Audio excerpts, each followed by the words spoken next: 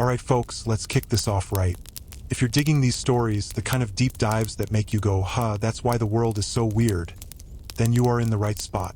Smash that like button, hit subscribe, and let's build this community. Seriously, every click helps me keep doing this. Now get comfortable. Maybe grab a drink. We're stepping way, way back. Picture the medieval world.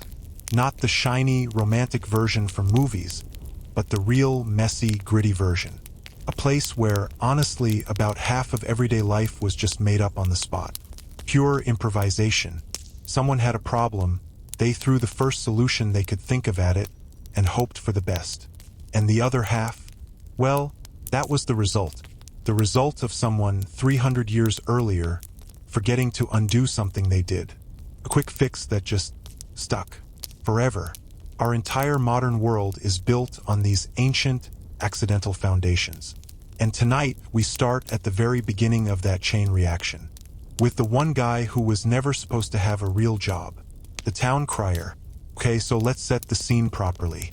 Imagine a small town, maybe a few hundred people, mud streets, wood and wattle houses, the whole deal. The king, way off in some castle, has a new law. It's important. Something like, don't dump your chamber pots in the main street, or the tax on sheep wool is going up by half a penny. Big news. So, a rider comes galloping in, covered in dust, hands a beautifully written scroll to the town elder. This scroll is a work of art. Fancy ink, a royal seal. The handwriting is gorgeous. And it is completely, totally useless. Because almost nobody can read. I mean, almost nobody. We're talking maybe the priest, the elder, one merchant who deals with ledgers. That's it. For everyone else, that fancy parchment might as well be a cow looking at a chessboard. Polite, total confusion. So the town elders are in a pickle. They've got this critical information and no way to get it to the people who need to know. What do? They improvise. They look around the tavern, the market, the fields, and they point at the loudest guy they can find. I mean, the guy with lungs like a bellows, the one who could shout over a thunderstorm.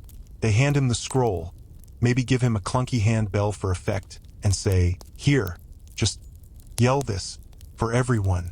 Temporary thing. Just until we figure out a better system.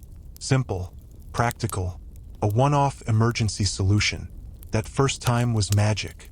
The crier walks into the marketplace, takes a deep breath, and rings that bell. Clang, clang, clang. Now, noise in the medieval world was a powerful thing. There was no constant background hum of electronics, no traffic, just nature, animals, and people. A sudden, sharp noise like that? It was an event. People didn't gather because they cared about the message. They gathered because something was happening. Noise attracted medieval peasants the way a glowing phone notification grabs us today. It was entertainment. So a crowd forms. The crier shouts, hear ye, which is basically old-timey for, hey everyone, shut up and listen. I'm about to ruin your morning. And he reads the decree. The mill is on fire. Don't throw rotten fish at the tax collector. Whatever it is. And it works. The message gets out. The elders look at each other and think, wow, that was easy. And in that moment, a dangerous idea takes root. Why teach a bunch of stubborn, tired farmers how to read squiggles on a page? That's hard. That takes time and money and schoolmasters. This is free. Well, you have to pay the loud guy a little, but still, so much easier. So literacy programs, whatever feeble ones existed, just vanish. They fade away faster than a loaf of bread in a hungry village. The temporary solution becomes the only solution. Suddenly, this guy isn't just for royal decrees. He's for everything. New market laws? He yells it. Old Lady Matilda lost her prize pig? He yells it. The alewife has a new batch ready? He yells it. Suspicious clouds on the horizon that might mean a storm? He yells a warning to bring in your laundry. He becomes the town's walking, talking bulletin board. Their news feed, their weather alert, their community calendar, and their gossip column all rolled into one very tired, very hoarse human being. He had a schedule, a routine. He'd march into the market square at dawn, medieval rush hour, ring that bell with a sound that could make a sleeping dog jump out of its fur, and just start broadcasting. People grew to depend on it. Their whole day was structured around his announcements. Even when some forward-thinking town council suggested maybe putting up a written notice on a board in the square, people revolted. They didn't want to walk over to a board. They didn't want to squint at uncomfortable little scribbles. And they certainly didn't want to try and sound out words while their hands were full carrying a chicken, a sack of flour, and 3 turnips. No thank you. They wanted the man with the bell. They needed him. So the one-time emergency messenger got a uniform. He got a small salary from the town coffers. He got legal authority. His word was the law reaching the people. He got job security so strong it could outlast plagues, bad harvests, and kings who had no idea what they were doing. In some places, it even became a family business. Imagine inheriting your dad's job, and your job is just being extremely reliably loud. A dynasty of shouters. And that's the real story. The town crier didn't stay for centuries because he was part of some grand plan. He stayed because medieval Europe stumbled onto a fundamental truth, a human truth that is maybe even more true today. Why bother reading the fine print? Why bother looking something up yourself when you can just have a guy with a bell yell the important bits right at you? We traded the bell for the notification ping, but the principle is exactly the same. We built a world on a shortcut that was never meant to last. Alright, so we left off with the town crier yelling his lungs out, right? That temporary fix that became the medieval internet. But hold on to that thought, because the whole bell thing? Oh, it gets so much bigger. This isn't just about one guy with a noisemaker. This is about how a whole continent decided the solution to any problem was to just slap a bell on it. Think about it from a medieval farmer's point of view. Your world is small, your tools are simple, and stuff has a habit of wandering off. Your cow, bless her, sees a nice patch of grass over the hill and just goes, gone. So what's the quick, temporary, no-nonsense fix? You take a little bell, you tie it around her neck with a bit of leather. Problem solved. Not forever, but for now. When you hear the jingle, you know Bessie hasn't decided to start a new life in the forest. Sensible. Temporary. Just a little hack. But here's medieval Europe's fatal flaw we talked about. If something works once, it becomes the law. Immediately and forever. No questions asked. So bells didn't stay on cows. They spread. Like a fashion trend, but for livestock. Goats got bells. Sheep got bells. Horses got bells. Pretty soon, the countryside wasn't just peaceful. It was a constant, gentle, jingling orchestra. One cranky monk even wrote in his diary that he couldn't sleep at night because the air itself did jingle most annoyingly. Congratulations, humanity. You've just invented the world's first, most inconvenient notification system. Every animal was now pinging its location. Then some genius, probably a parent who was just so incredibly tired, looked at their wandering toddler, looked at the cowbell, and had the lightbulb moment. Ha! What if? And just like that, medieval childcare efficiency shot up overnight. You always knew where the little chaos machine was, or at least which direction the jingling was getting fainter. Of course, the toddler quickly figured out that running made a fun noise, so the parent got a brutal workout, but that's just medieval interval training. But wait, it gets better, or worse, because then the nobles got involved. And nobles, as a rule, ruin everything by making it fancy. They saw the peasants putting bells on useful things and thought, we can make this a status symbol. So they started sewing tiny, decorative, utterly useless bells onto everything. The hem of a cloak? Bells. The tips of those silly pointed shoes? Bells. Belts? Hats? Horse harnesses? Sleeves? Sleeves. Because nothing says, I am very important, quite like jingling melodiously every single time you move your elbow to take a sip of wine. By the late Middle Ages, walking into a royal court wasn't a quiet affair. It sounded like someone was shaking a bag of loose change while walking through a wind chime factory.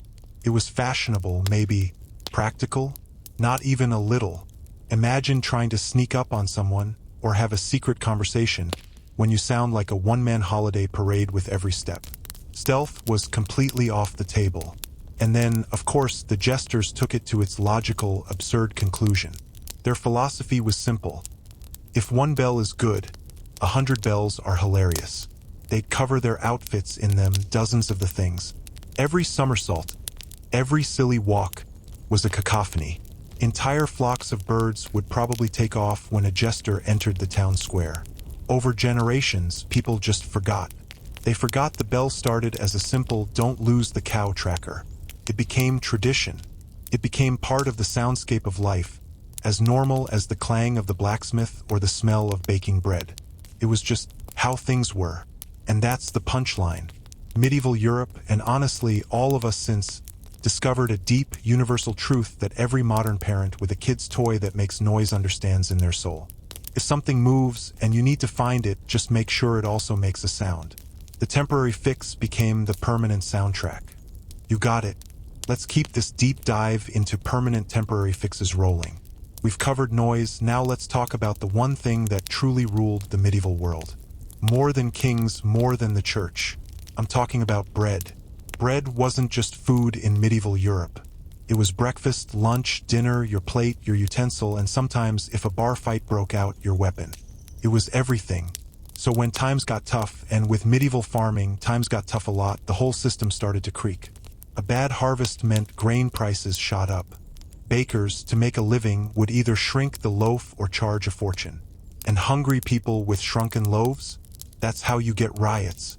Angry mobs armed with stale bread are not something any sensible ruler wants to deal with. So kings and town councils would scramble. They'd issue what they called assizes, temporary bread laws, emergency decrees, quick fixes to stop the chaos. They'd say, "Okay, bakers, you cannot charge more than this, and your loaf has to weigh at least this much, just until the next harvest comes in, just to get us through this rough patch." It made sense. It was a band-aid on a bleeding economy. A little "don't charge 12 chickens for a loaf" kind of rule. But here's the thing about medieval governments, and honestly most governments. They are fantastic at making laws. They are terrible, just historically awful, at unmaking them. Once a law is on the books, it develops roots. It gets comfortable. It starts collecting dust and authority. So the famine would end. The sun would shine, the harvest would be good, grain prices would drop. But the bread law? The bread law was still there, breathing down the baker's neck like an overbearing mother-in-law who moved in for a weekend and never left. The most famous example is England's assize of bread and ale. Started way back when, during some long-forgotten food shortage. It was sensible, temporary, meant to protect folks from getting scammed when they were desperate. And then the government just kept it for over 600 years. This law outlived dynasties, plagues, wars, the discovery of the New World. It lasted until Britain basically invented the supermarket. A temporary rule became one of the longest-running laws in history. And oh, was it detailed? This wasn't some vague suggestion. This was micromanagement on an epic scale. It regulated the exact weight of a loaf based on the price of grain. It set the price. It said what you could and couldn't mix into the flour. It dictated how drunk the ale seller was allowed to be while working. Answer: not very. They had officials, the bread police. And yes, that was a real job. These guys would patrol the markets with scales, weighing loaves like medieval fitness trainers checking for cheating. Forget committing arson or theft. Those were practically negotiable. But sell a loaf that was half an ounce too light? Straight to the stocks. Public shaming. Your name mud. The real tragedy? The original crisis, the famine or the shortage that sparked the whole thing, was ancient history. Nobody alive even remembered it. But the law lived on. People followed it because it was tradition, and in a world full of uncertainty, tradition feels safe. They followed it because the alternative, angry, bread-wielding mobs, was terrifying. So a temporary regulation, born from panic, became a permanent, suffocating part of daily life. All because once a bureaucracy writes something down, it develops a will to live. And nobody ever stops to ask, "Hey, do we still need this?" Absolutely. So we've locked down the laws about bread. But what about the places where people went to forget their troubles, to gossip, and to drink something that might also help them forget the bread laws? I'm talking about the tavern, and specifically what was under your feet when you were in one. This story starts with a classic medieval good idea at the time. Some innkeeper, maybe preparing for a big feast or a festival, looks at his rough wooden floor. The scene better days. It's gonna get messy. So he thinks, I know, let's make it cozy. He gets a bunch of fresh, clean straw and just throws it down, scatters it all over the place. Smells nice, like a barn in a good way. It looks rustic. And most importantly, it's gonna soak up all the spilled ale, the mud tracked in from the street, the other less identifiable liquids that always seem to appear when people are having a good time. It's a temporary floor covering for a special event. A one-night solution. The party happens. It's a rager. Ale flows, people dance, things get dropped. The next morning, the innkeeper wakes up, surveys the damage with a pounding headache, and has a revelation. The straw worked. It worked amazingly. It absorbed everything. All he has to do is take a rake, gather up the disgusting, sodden mess, throw it out and put down new straw. Cleanup is a breeze. It's nature's paper towel. It's a perfect temporary fix. But this is the Middle Ages. Perfect and temporary are two words that are not allowed to live in the same sentence for long. The innkeeper has a second, more dangerous thought. If straw made cleanup easier once, why not always? Why not just have a permanent layer of this stuff? A floor you can't see through, smell through, or judge too harshly. A floor that hides a multitude of sins. And just like that, a temporary decoration becomes a business model. Word gets around. Travelers come to expect it. If you walked into a medieval tavern and saw bare, clean wooden planks, you'd be suspicious. Something was wrong. Either you'd wandered into some snooty noble's idea of an inn where they frowned on fun, or the place had been robbed and the straw stolen for bedding. Straw on the floor became part of the tavern's identity. As essential as the bar itself, the ale, and that one guy in the corner who was definitely not asleep, just resting his eyes very aggressively. And here's where it gets gross. They didn't clean it that well. New straw was thrown on top of old straw. Then more ale spilled. More mud came in. More everything. Over months and years, the floor developed layers. Geological strata of bad decisions. Each level was a time capsule of last week's revelry. The smell, as you can imagine, did not improve. But medieval people were professionals at ignoring smells. Their whole world smelled like smoke, animals, sweat, and hard work. The unique aroma of ancient, fermented tavern straw was just part of the bouquet. It didn't even register.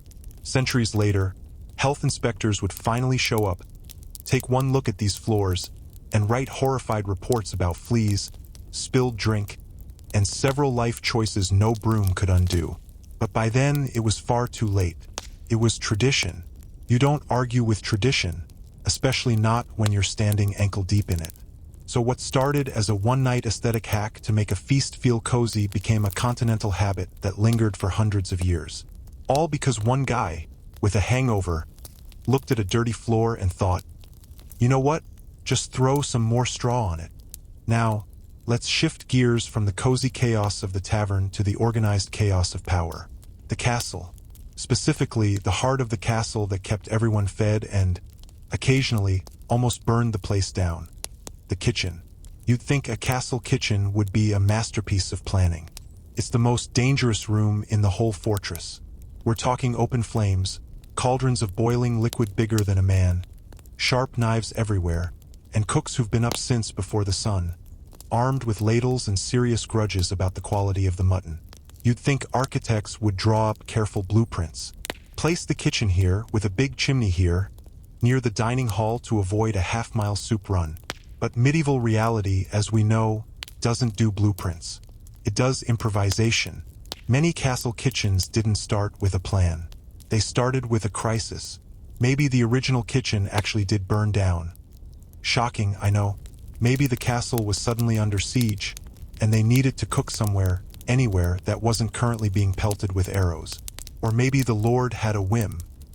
He decided he needed a bigger, fancier banquet hall to impress some visiting duke, and the old kitchen was rudely shoved into whatever spare closet was available.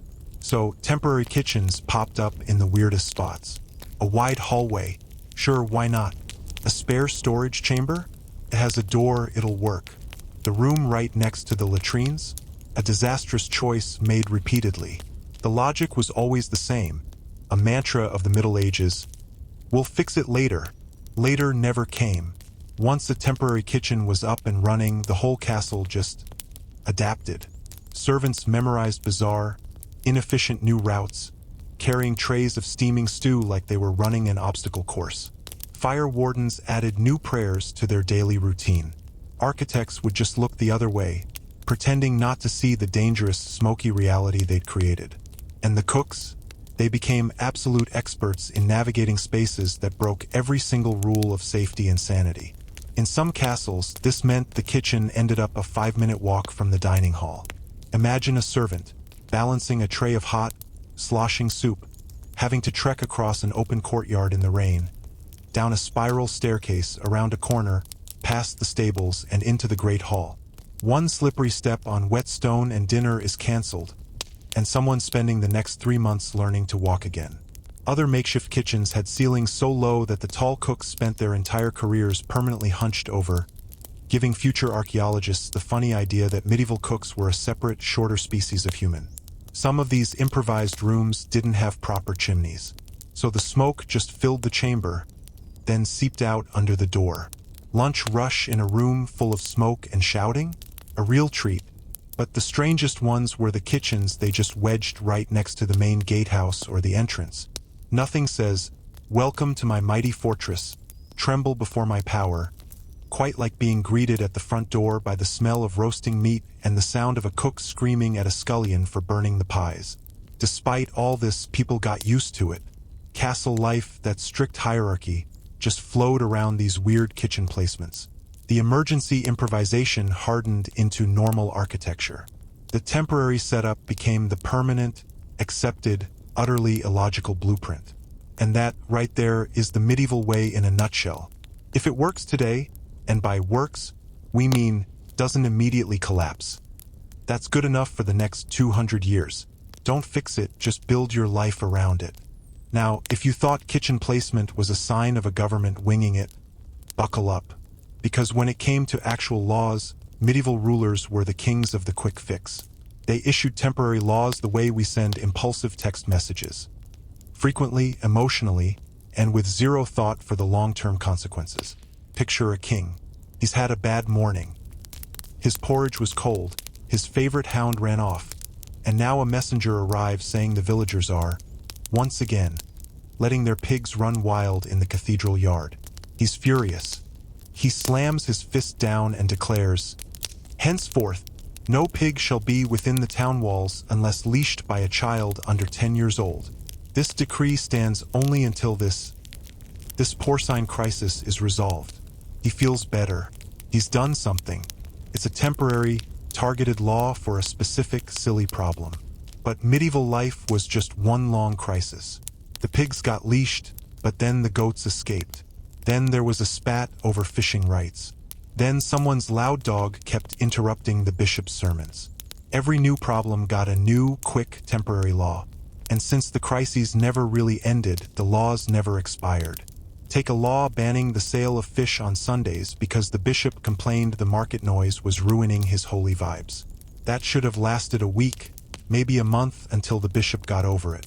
Instead, it became a permanent town ordinance that outlasted the bishop, his church, and probably the species of fish they were selling. Or imagine a curfew law. No citizen shall walk about after dark without a lantern and at least one sober adult. Started during a brief crime wave, maybe some pickpockets came through town. The crime wave passed, but the law stayed on the books for centuries. Kids growing up 200 years later would read it and wonder, was the night air back then just more dangerous? Were there mystery wolves? The core problem was simple. Medieval Europe didn't have a delete button. Once a law was written down on expensive parchment and sealed with wax, it joined the family. It became one of hundreds of legal siblings, all crammed into the margins of scrolls and ledgers. No official wanted to be the one to suggest getting rid of an old law. What if it was still important? What if some weird saint was offended by its removal? What if repealing the no snowballs at soldiers law of 1247 somehow unleashed chaos? So these laws piled up and up, legal clutter, Historians digging through ancient archives today still stumble on these gems. No washing clothes in the town well on a Tuesday. All geese must wear a ribbon if taken to market. The singing of bawdy songs after the ninth bell is strictly forbidden. The fact that these laws needed to be written down is both hilarious and deeply concerning about day-to-day medieval life. Over time, the reasons faded. Villagers followed the rules simply because that's how it's always been. If a brave soul asked, "Why can't I sell my turnips on the east side of the square?" the elders would just give them the medieval equivalent of, "Because I said so, that's why." Tradition, not logic, was the law. The funniest, most frustrating part? Sometimes a ruler would actually try to clean up this mess. They'd issue a new law to clarify or cancel the old, confusing laws. But guess what? That new clarifying law would itself become permanent, adding yet another layer to the legal lasagna. Trying to reform medieval law was like trying to put out a fire by throwing parchment at it. You just made more fuel for the flames. In the end, medieval Europe didn't just inherit castles and cathedrals from its ancestors. It inherited centuries of spontaneous, panic-driven, oddly specific regulations that absolutely refused to die. A temporary fix could vanish overnight, or it could haunt society straight through to the Renaissance. You just never knew which one you were dealing with. Alright, so we've got laws piling up like dirty laundry. Let's move from paperwork to something more dramatic. Something that looks like it was always part of the grand plan. I'm talking about the moat, that gorgeous, iconic ring of water around a castle, full of mystery and probably a few lost shoes. Here's the truth. The moat was not part of the original blueprint. It wasn't born from some architect's brilliant vision of aquatic defense. Most moats began in pure, unvarnished panic. Picture the scene. A nobleman is in his newly built stone castle. It's strong, it's tall, it's impressive. Then a messenger comes galloping in, breathless. "My lord, the Johnson clan from the next valley over. They're marching here. They're angry about the sheep thing. They've got pitchforks and swords." The lord starts to sweat. His walls are good, but walls alone don't feel like enough. He looks out at the open field in front of his gate. It's just flat. An invitation. He needs to buy time. He needs an obstacle. He doesn't have time for an engineering degree. So he runs out, points at a group of peasants, and shouts the medieval equivalent of, "You, dig a big hole, right there. Make it hard for them to just walk up and knock." And so, under the threat of incoming violence, they dig. They carve a big, ugly, hasty ditch around the castle. It's not filled with water. It's just a trench, a glorified pothole, a temporary barrier meant to slow down angry men with pointy objects. That's it. But because turning accidents into tradition was the unofficial medieval sport, the lord stood back, looked at this rough ditch, and had a second thought. Well, the ditch is already here. It's kind of useful. What if we kept it? Then someone, probably after a few too many Alish, had a genius idea. What if we put water in it? This was followed by the practical question. Where do we get the water? And the inevitable lazy answer. I dunno. Steal it from the river. And with that act of mild hydrological theft, the moat as we know it was born. Courtesy of desperation, improvisation, and a complete disregard for the local water table. The moment that ditch filled with water, everything changed. The castle's vibe went from sturdy house to untouchable island fortress. Visitors would ride up, see that reflective ring of water, and think, "Whoa, this guy is serious. He has a defensive puddle." Never mind that the water was usually a stagnant, murky green, home to mosquitoes the size of sparrows and a smell that could knock a horse over. To the medieval eye, it screamed authority and power. Of course, water moats came with their own set of hilarious problems. The local mosquito population threw a party. Frogs got a major housing upgrade. The poor laundress, if the wind blew a tunic into the moat, had to embark on a quest involving poles, prayers, and probably getting very muddy. And every so often, some overconfident idiot would try to wade or swim across, only to discover the universal truth that castle moat mud does not care about your dignity, your armor, or your clean underwear. Still, they worked. They made attackers pause.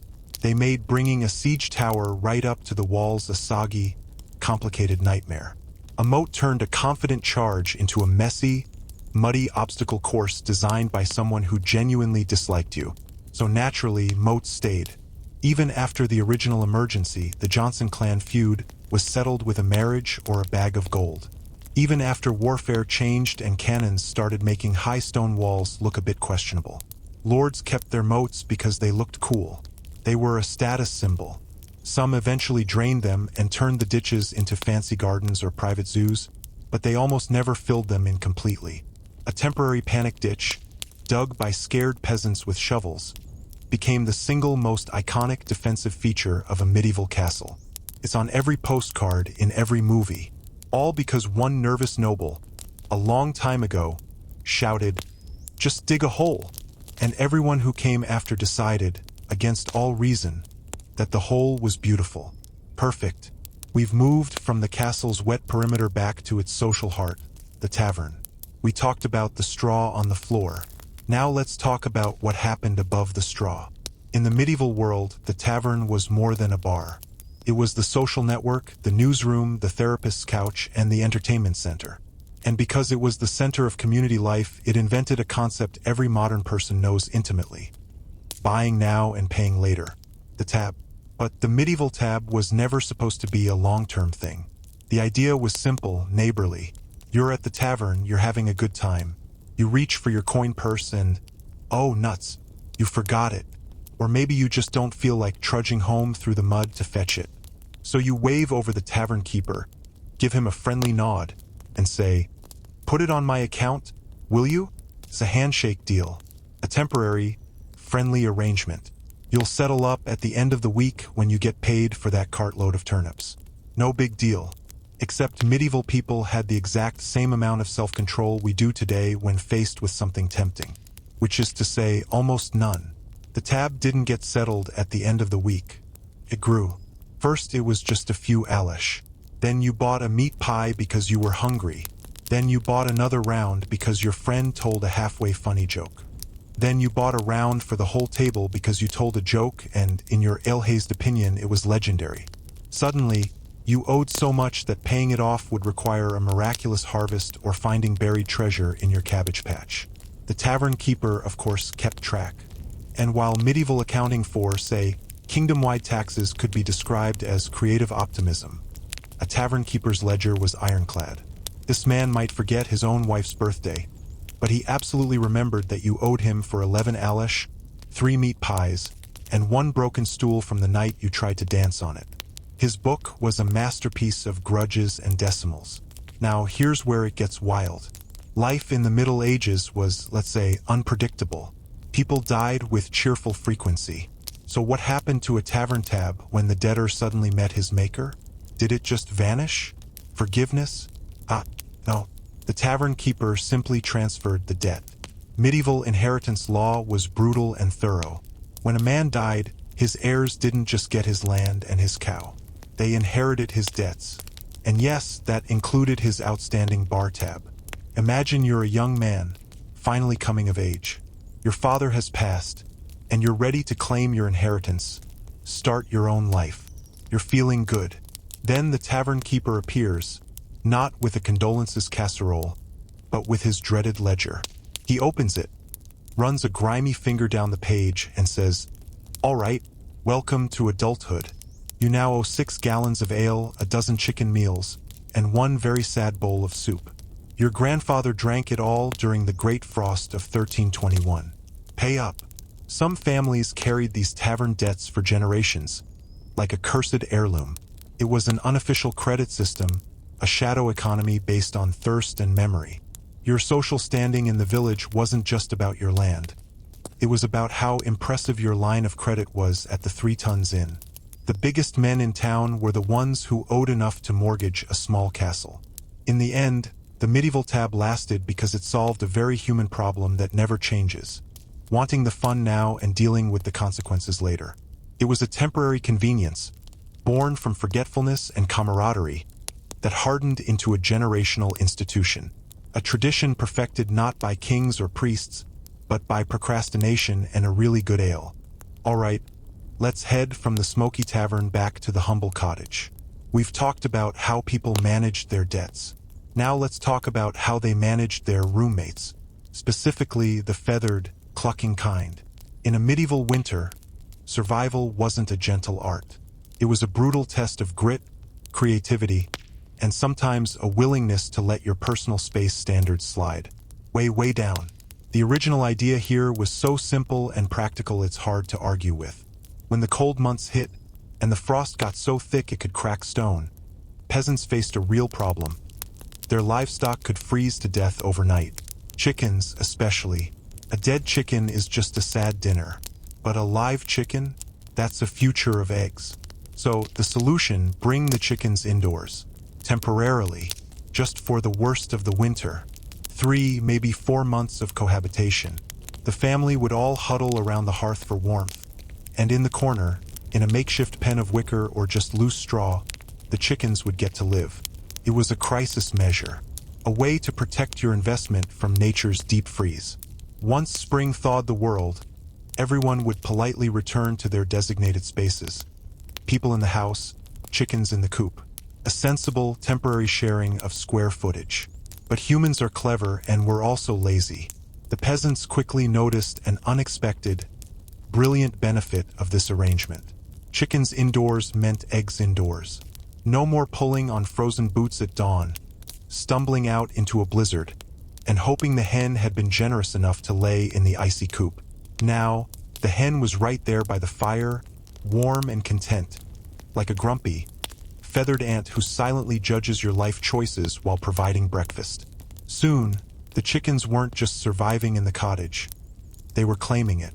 They'd claim a warm corner by the hearth, rearrange the straw bedding to their liking, and strut around with the confidence of beings who knew they were essential to the household economy. They became part of the furniture. The family, already used to sharing their one-room home with children, tools, smoke, and the occasional baby goat, barely batted an eye. A chicken or 3. That was barely a footnote in the daily chaos. The problem arose, as it always does, when the temporary became too comfortable. Spring arrived. The sun shone. The snow melted. The peasants opened the door, pointed to the freshly thawed yard, and said, "All right, ladies, back to your place." And the chickens looked at them, looked at the cozy, crumb-filled cottage, looked back at the drafty, predator-prone coop, and basically said, "No thanks. Why go back to the shabby old bachelor pad when you've gotten used to the penthouse suite with room service?" Many hens had grown accustomed to the luxury lifestyle. Constant warmth, first dibs on fallen food scraps, good company. They didn't want to leave. And frankly, the peasants, now used to the convenience of indoor eggs, weren't super motivated to force the issue. So, the winter guests became permanent tenants. Cottage life reorganized itself around them. You learned to step carefully to avoid crushing a dozing hen. Mealtime involved gently shooing a curious chicken away from the pot with the same tired sigh you used on a misbehaving toddler. Every important conversation was punctuated by the occasional triumphant squawk announcing a freshly laid egg. Every household had that one bossy chicken who genuinely believed she was in charge of operations. They became part of the home's soundscape. The crackle of the fire, the murmur of talk, the soft clucking and sudden, proud cackles of egg delivery. To a medieval visitor, it was barely worth noting. Their own home was probably just as chaotic. If anything, a chicken indoors was a sign you were doing okay. It meant you had a chicken and it wasn't dead. Over generations, the practice just normalized. What began as a desperate measure to prevent loss transformed into a charmingly messy tradition. The cottage became a microfarm, and the chickens became unofficial, slightly messy members of the family. In the end, medieval people didn't just adapt to chickens in the house. They embraced the chaotic coziness of it. And honestly, from the look of things, the chickens were pretty happy with the deal too. Now, let's shift from what you called your animals to what you called, well, yourself. Because for a long time in the medieval world, you didn't need a last name. At all. Picture a village in the early Middle Ages. Tiny place. Maybe a couple dozen families. Everyone knows everyone. And I mean everyone. They know who your parents are, what your land looks like, that time you fell in the pigsty, your weird laugh, everything. If someone said, "I saw John by the river," everyone knew exactly which John you meant. Probably John the miller's son, the one with the lazy eye. Context was everything. But then, slowly, the world got bigger. Villages grew into towns. People started moving around a little more. Trade picked up. And society ran into a major, annoying problem. There were too many Johns, and too many Williams, and too many Roberts. It was getting confusing. John did it. Which John? You know John. That wasn't good enough anymore, especially if you were trying to figure out who owed taxes or who started a fight. So the solution was simple and temporary. Nicknames. Just a quick, handy descriptor to tell people apart. John the baker, William the tall, Robert the quiet, or, less flatteringly, John who smells slightly of fish. These weren't meant to be formal. They were casual, flexible, disposable labels. You might be John the Red while your hair had that hue, then just John later. They were for a season, maybe a lifetime, but certainly not meant to be carved in stone for all eternity. Then medieval bureaucracy woke up and decided to get involved. Kings and lords started wanting proper records, for taxes, for property disputes, for court rulings. Scribes had a job to do and they couldn't write, "John, the one who lives near the big oak tree." But on the south side, not the north unless you mean his cousin. They needed an identifier. So they used whatever the community already called the guy. The nickname. And the moment that nickname was written down in an official royal record, it stopped being a nickname. It became a legal fact. It became an identifier. And because inheritance was everything, that identifier got passed down. Your dad was recorded as William the Carter because he drove a cart? Well, guess what, son? You're now William Carter too. Even if you've never touched a cart in your life. A temporary label shouted across a muddy street became a permanent, hereditary surname. This is why centuries later, completely normal people have last names like Cook, Fisher, Baker, Smith, or Taylor. Names that literally just meant what your ancestor did for a living one Tuesday. Some names were flattering. Strong, Swift, Armstrong. Many were not. Imagine being called John the Bald one winter while you had a scalp infection, only for your descendants 500 years later to be stuck with Mr. Bald. Or consider poor Roger Crooked Nose, whose great-great-great-grandkids probably wish that scribe had taken a sick day. Then there are the names that are just frozen moments of pure medieval vibe. Fox, sly guy. Goodman, reliable fellow. Pepper, maybe a spice merchant. Maybe just had a fiery temper. The best ones are like accidental time capsules. Someone once fell in a ford, or lived near a green, or was from a hill. Someone's ancestor, in a single moment of clumsiness or bad luck, burned the bread, burns, or got stuck in the mud, and now that's your family's legacy. By the late Middle Ages, the system was locked in. Those temporary, flexible nicknames had fossilized. They transformed from handy descriptors into unchangeable legal identities, carried from cradle to grave and beyond.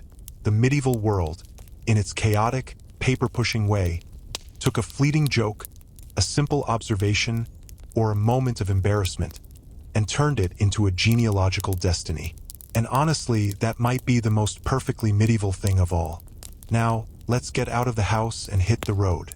Or, more accurately, let's talk about why hitting the road in the Middle Ages was such a miserable, muddy, shoe-losing experience. Medieval Europe did not plan its road system. Let me say that again for the folks in the back. There was no plan. The word plan implies meetings, diagrams, maybe a guy with a measuring stick saying, "Let's think about drainage." What medieval roads had was footsteps. A lot of them. It always started as a shortcut, a temporary detour. A farmer, during the spring planting, finds the main path to his field is flooded. So he cuts across the next field over, trampling a line through the grass. A shepherd, guiding his flock around a rocky outcrop, wears a faint trail in the hillside. A merchant, trying to avoid the toll on the king's highway or the wolf that lives near the old oak, veers off into the meadow. These weren't roads. They were desire paths, improvised, accidental, and deeply, profoundly unsuited for long-term travel. But medieval society had that golden rule we keep seeing. If something works once, it becomes the permanent solution through sheer force of habit. Soon, the whole village is using Farmer John's muddy shortcut. Then the next village overhears it's a bit faster. Traffic increases. What was a faint line becomes a trench. A trench carved by countless feet, hooves, and wooden cartwheels. No one laid gravel. No one smoothed it out. They just walked, and the earth surrendered, creating a deep, narrow gouge in the landscape. And then it rained. Rain was the great enemy of medieval travel. A gentle drizzle could turn one of these dirt trenches into a slippery slide. A proper downpour transformed it into a sucking, ankle-deep quagmire that smelled like wet earth and despair. This wasn't a road. It was bread dough. Carts would sink up to their axles. Horses would get stuck and panic. People lost shoes so frequently that stumbling upon a discarded boot in the muck was basically a side hustle. Chroniclers of the time describe roads as deep, treacherous, or impassable, which are all polite ways of saying, do not attempt this journey unless you have a deep love of suffering. So why didn't anyone fix them? Because fixing them meant work. Organized work. It meant someone had to be in charge, someone had to pay for laborers and materials, and a whole bunch of people had to agree to do it. Medieval villages were Olympic-level champions at avoiding all three of those things. The king might occasionally send out a decree. All towns shall repair the roads in their parish. The towns would receive the scroll, nod solemnly, and then go back to whatever they were doing. The royal order was the medieval equivalent of an email you archive and pretend you never saw. Eventually, these temporary mud trails became so established that they got put on maps. Merchants planned entire routes around them. Armies marched on them. They were, for all official purposes, the road. And no one could remember they were never supposed to be permanent. Travelers wrote about their journeys as spiritual trials of patience and filth. By the time anyone got around to proper paving centuries later, some of these routes had been muddy death traps for so long that people practically considered the muck a part of their heritage. It had tradition. It had personality. A temporary shortcut, born from one guy trying to keep his feet dry, had become an official highway. And for hundreds of years, every merchant, pilgrim, and soldier who slogged through its mud cursed the name of that first farmer, even though they'd long forgotten who he was. They suffered for a convenience that had overstayed its welcome by about 500 years. Now let's shift from the muddy, earthbound slog to something that flies high, something colorful, symbolic, and born from pure battlefield chaos. I'm talking about the flag. In the heat of a medieval battle, it was pure sensory overload. Dust, screaming metal, the smell of sweat and soil, and helmets, big, bulky helmets that made everyone look the same. You're in the middle of this madness, swinging a sword, and you have a split second to decide. Is that guy in front of me a friend or someone about to skewer me? Commanders had a simple, brilliant, temporary solution for this. A flag. A big, bright, unmistakable piece of cloth on a long pole. Hold it high above the fighting and say, basically, hey, everyone on this side, gather here. Don't stab anyone standing under this fabric. That was it. Its entire job. A visual marker. A medieval team jersey. But significantly flappier and more likely to get ripped. It was never meant to be about pride or poetry or national identity. It was a tool. A practical, temporary answer to the problem of organized killing in a disorganized environment. No symbolism, just survival. But, as we've learned, medieval people had a zero-tolerance policy for letting a good temporary idea stay temporary. If a flag survived a battle, and let's be honest, that was often pure luck, it developed a reputation. The soldiers who fought under it started to see it as lucky, as heroic. The commander would insist on using the same one next time. That simple marker began to soak up the emotions of the men who rallied to it. It became an emotional support cloth. Men were now willing to die, not just for their lord, but for the piece of linen flapping above him. Lose the flag in battle, and it was a catastrophe. Chroniclers would write about it with the same gravity as a lost city or a dead prince. The loss of a banner wasn't just a tactical setback. It was a spiritual wound. They mourned a rectangle of fabric like a beloved family member, even though that family member had never once passed the gravy at dinner. Then the upgrades started. Nobles, seeing the power of the symbol, began to bling it out. They sewed on their personal symbols: lions, eagles, dragons. They added colors, mottos in Latin, intricate stitching that turned the flag into a work of art. It became too precious for the battlefield, so naturally, they kept bringing it to the battlefield. Some of these banners gained legendary, almost magical status simply by surviving against the odds. A tattered scrap that made it through 2 wars and a siege, people started whispering that it was divinely protected. "This banner cannot fall," they'd shout, as if the cloth itself had plot armor. Its reputation inflated with every close call. Over generations, these battlefield tools completely outgrew their original practical purpose. They stopped being just "don't stab us" signs for a specific group of soldiers on a specific day. They evolved. They became the symbols of entire families, then of regions, then of kingdoms and nations. The temporary, practical hack became the centerpiece of identity. Centuries later, people look at their national flag with deep reverence. They see profound meaning in every stripe, every star, every color. They talk about what it represents: freedom, unity, heritage. And that's beautiful. But the gritty, hilarious truth is that most of them started because some duke on a sweaty horse needed a big, obvious stick to tell his confused, helmeted men where not to swing their swords.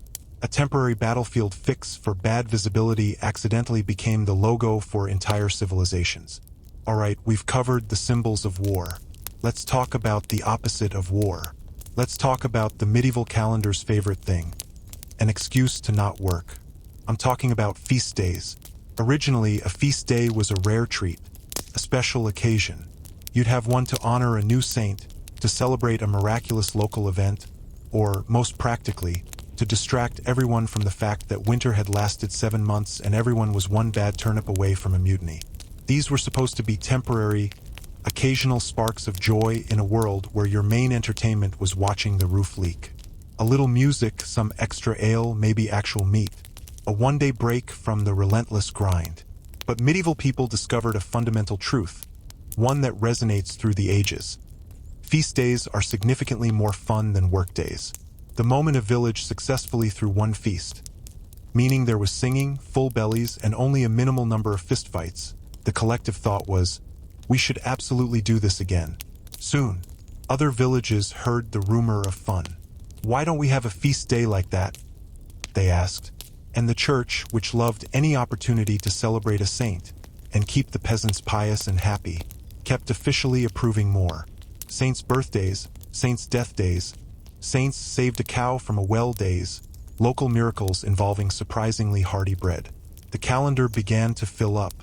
What started as a handful of holy days ballooned into an overwhelming schedule of feasts, vigils, half-feasts, pre-feast fasts, and post-feast recoveries.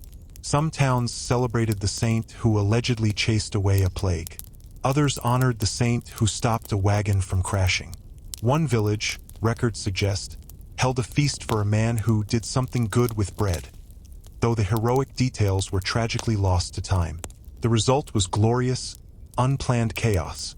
On paper, a medieval peasant was supposed to work most days of the year. In reality, depending on where you lived, up to a third of the calendar was eaten up by these official days of rest and revelry. You might wake up with a full day of barley harvesting planned, only to have the village elder ring the bell and announce it was the feast of Saint someone or other. And thus, by the sacred and unbreakable laws of tradition, you were required to socialize, drink, and be merry instead. Productivity was not the goal. Celebration was. Even the authorities who were supposed to be in charge complained, but never enough to actually stop it. A king might issue a decree trying to reduce the number of feast days to get more work out of everyone, and then he'd happily attend the most elaborate one he was invited to.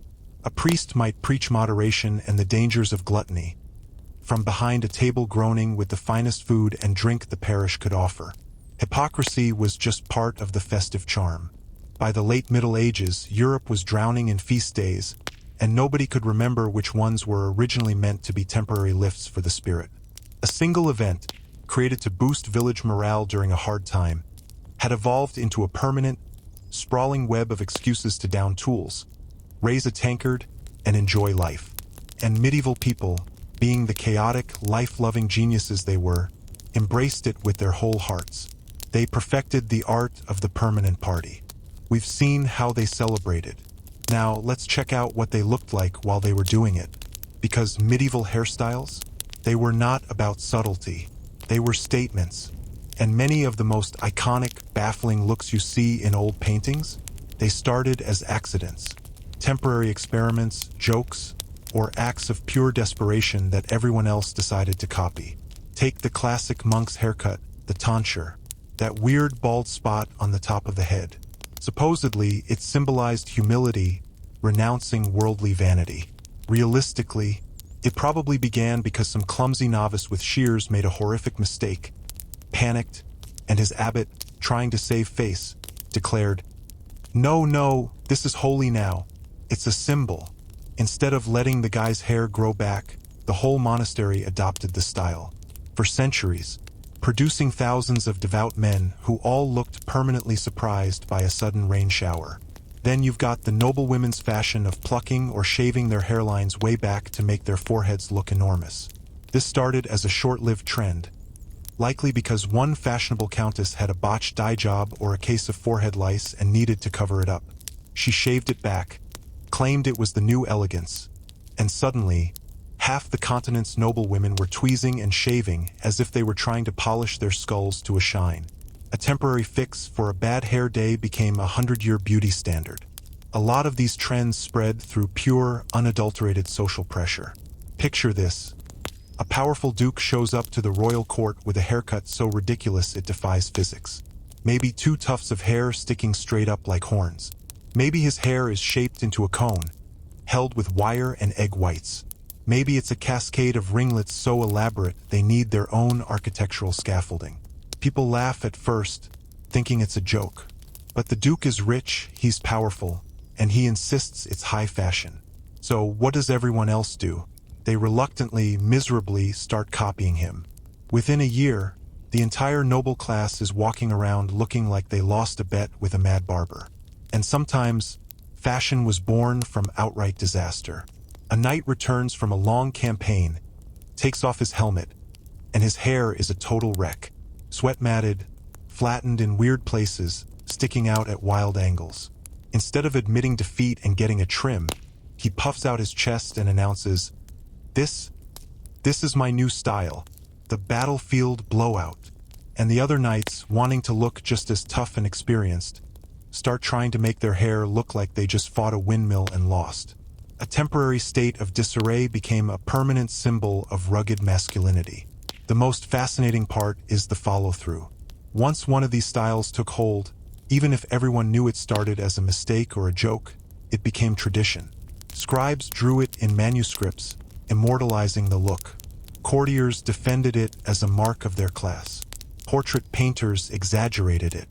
Medieval society clung to these accidental fashions with the same stubbornness they applied to every other temporary fix. So, hairstyles that should have lasted a weekend, the time it takes to grow out a bad cut, instead defined entire decades. All because medieval Europeans, in a world without mirrors on every wall, had a collective, unshakable refusal to admit that something looked completely ridiculous. In that world, a bad hair day didn't just ruin your morning. If you were influential enough, it could accidentally create a culture. Now let's zoom out from a single person's head to entire neighborhoods. Because medieval cities didn't grow from careful urban planning. They grew the way moss grows on a rock. Slowly, messily, and because conditions were just right for it to happen. What we think of as a permanent medieval city district often started with a group of people who showed up, built something temporary, and then just never left. It always began with a project. A crew of workers would arrive to repair a castle wall that had been damaged in a siege.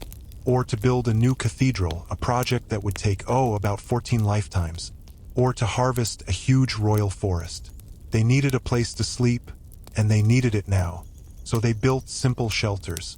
We're talking wooden huts, lean-tos made of branches and hide, maybe some tents.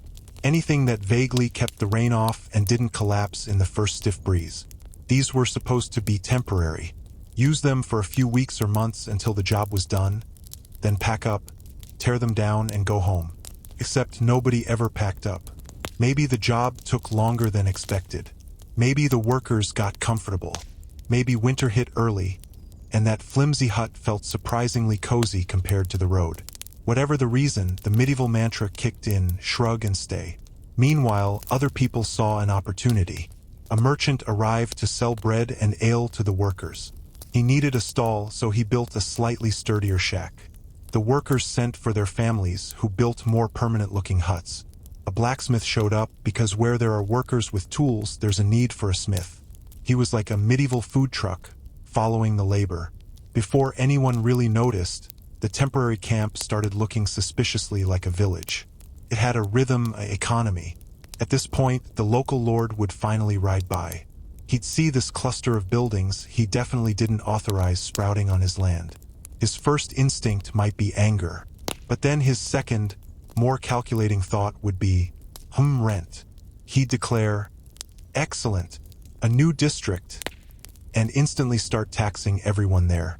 And with that stamp of greedy approval, the once temporary shantytown gained instant, legal legitimacy. The squatters were now tenants. Over time, these accidental neighborhoods hardened into the city's bones. Wooden huts were replaced with timber-framed houses. The muddy path between the first two shelters became a narrow, winding lane. Proper well was dug. A tavern appeared because medieval people never built anything without immediately adding a place to drink. By the time anyone in power looked up and realized a permanent settlement had formed, families had already lived there for generations. Their kids were born in those houses. This is how some of Europe's most famous and most confusing medieval districts were born. They were unauthorized, organic, pop-up suburbs created by tired people who simply did not feel like walking home. Modern urban planners look at old city maps and tear their hair out. Why does this street twist like a snake having a panic attack? The answer is simple. It was never meant to be a street. It was the footpath between the blacksmith's temporary hut and the aleseller's stall. A path that overstayed its welcome by about 800 years. In medieval life, temporary shelters didn't disappear. They evolved. They put down roots. And sometimes, completely by accident, because someone forgot to go home, they accidentally became cities. Alright, folks, we've been building up this world of crazy traditions and accidental cities. Now let's take a sharp turn and meet a person. A real person whose entire life was shaped by the very kind of temporary rules and permanent consequences we've been talking about. Her story is the human heart of all this chaos. Her name is Mary Tudor. Mary Tudor came into the world on a cold February morning in 1516.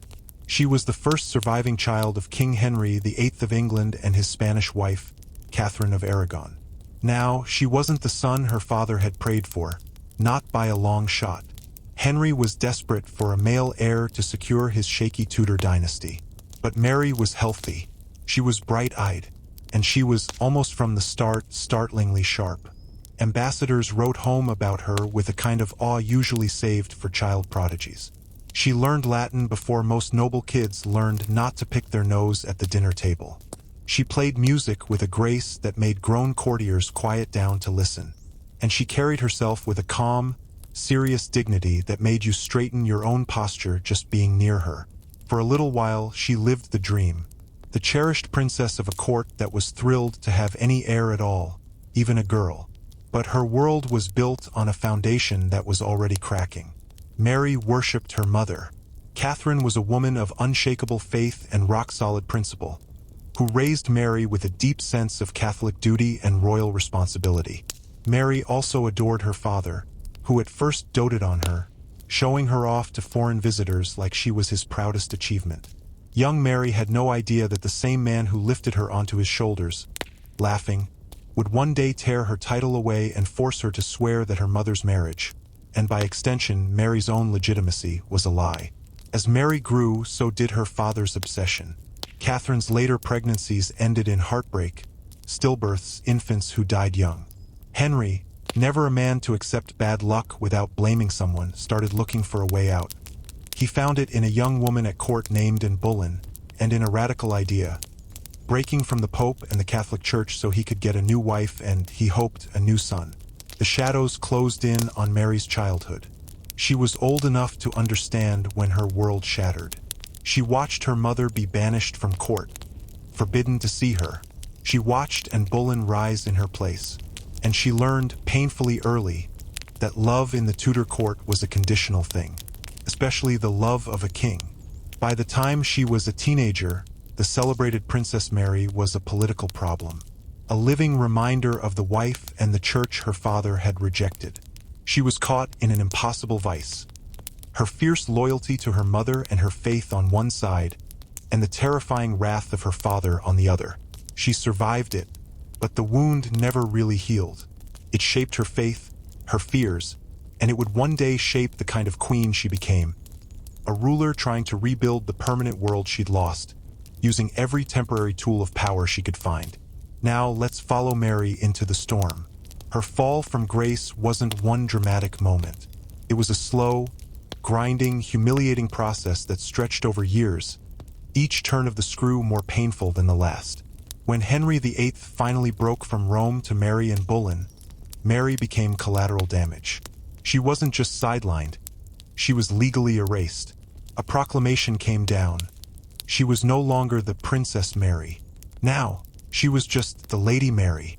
That title was a weapon, carefully chosen to remind everyone, and most of all Mary herself, that the king now considered her illegitimate, a bastard.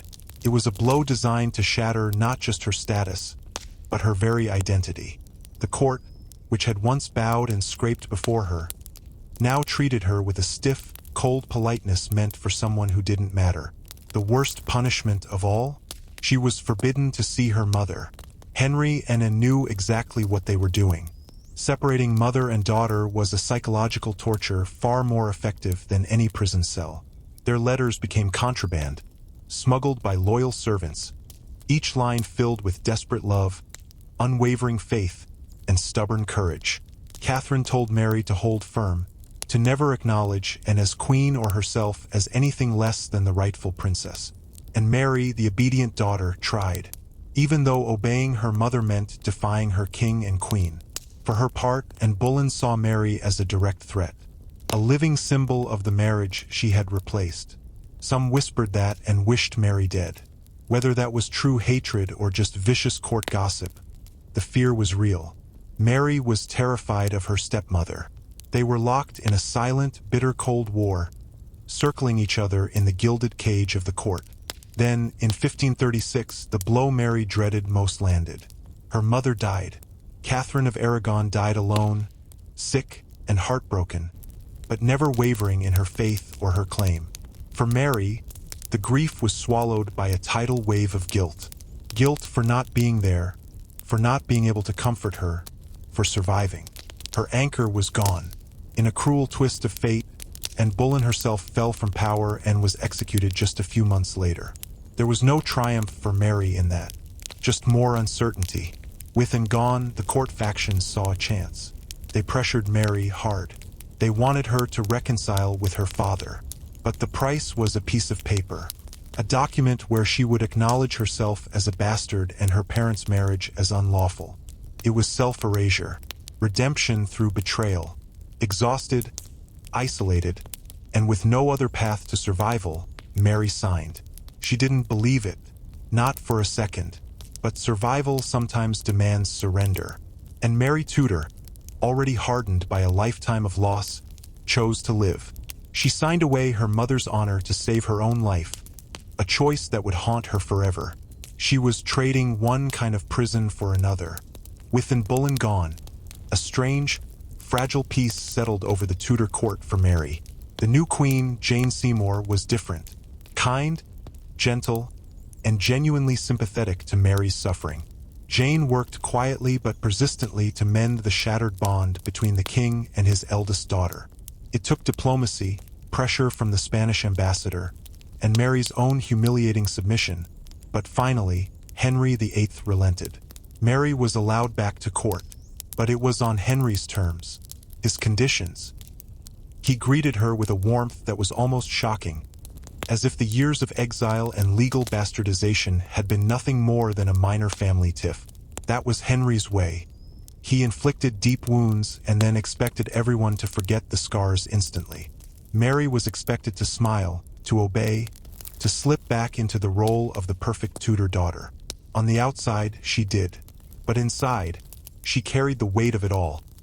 The abandonment, the humiliation, the gut-wrenching feeling that she had betrayed her mother's memory just to breathe the same air as her father.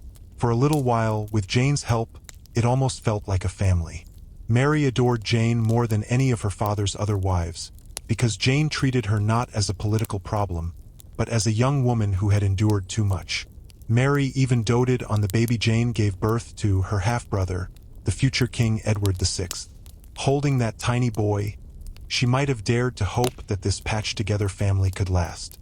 But stability in the Tudor court was a mirage. It never lasted. Jane Seymour died just days after childbirth, leaving Mary heartbroken and alone once more. The door to a normal family life slammed shut again. Henry married 3 more times. Each new queen meant a new political climate for Mary to nervously navigate. Anne of Cleves was harmless. Catherine Howard was a dangerous, giggling cyclone. And finally, Catherine Parr was intelligent, kind, but a committed Protestant reformer. Something Mary, with her unshakable Catholic faith, viewed with horror. So even though she was restored, Mary walked on a knife's edge. Her faith was non-negotiable, and her father's religious policies were a shifting sand dune. She obeyed outwardly, attending the new Protestant services, but she never softened her private beliefs. She was tolerated, not trusted, welcomed yet constantly watched. She was a guest in her own father's house, a relic of the old world he was trying to dismantle. By the time Henry VIII died in 1547, Mary was 31 years old. In Tudor terms, that was dangerously close to being a permanent spinster. She had survived her father's 6 marriages, the destruction of her mother, the roller coaster of her own status, and enough emotional whiplash to break a lesser person. Now, the crown passed to her 9-year-old half-brother, Edward, and the real trouble was about to begin. So Mary's back at court, but she's living on borrowed time and thin ice. Her father is gone. The crown now sits on the head of her 9-year-old half-brother, King Edward VI. And this is where Mary's real nightmare begins.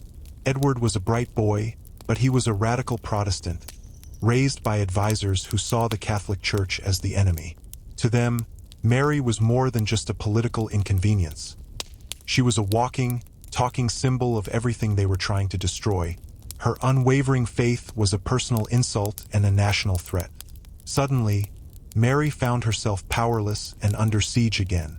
Despite being the king's sister and Henry's eldest surviving child, she had no real authority under Edward's Regency Council. Her properties were watched.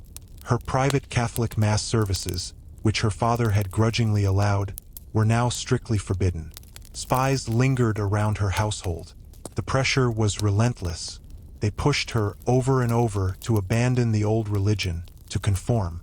And Mary refused. Every single time. This wasn't just stubbornness. Her Catholic faith was the core of her identity. It was the last piece of her mother she had left.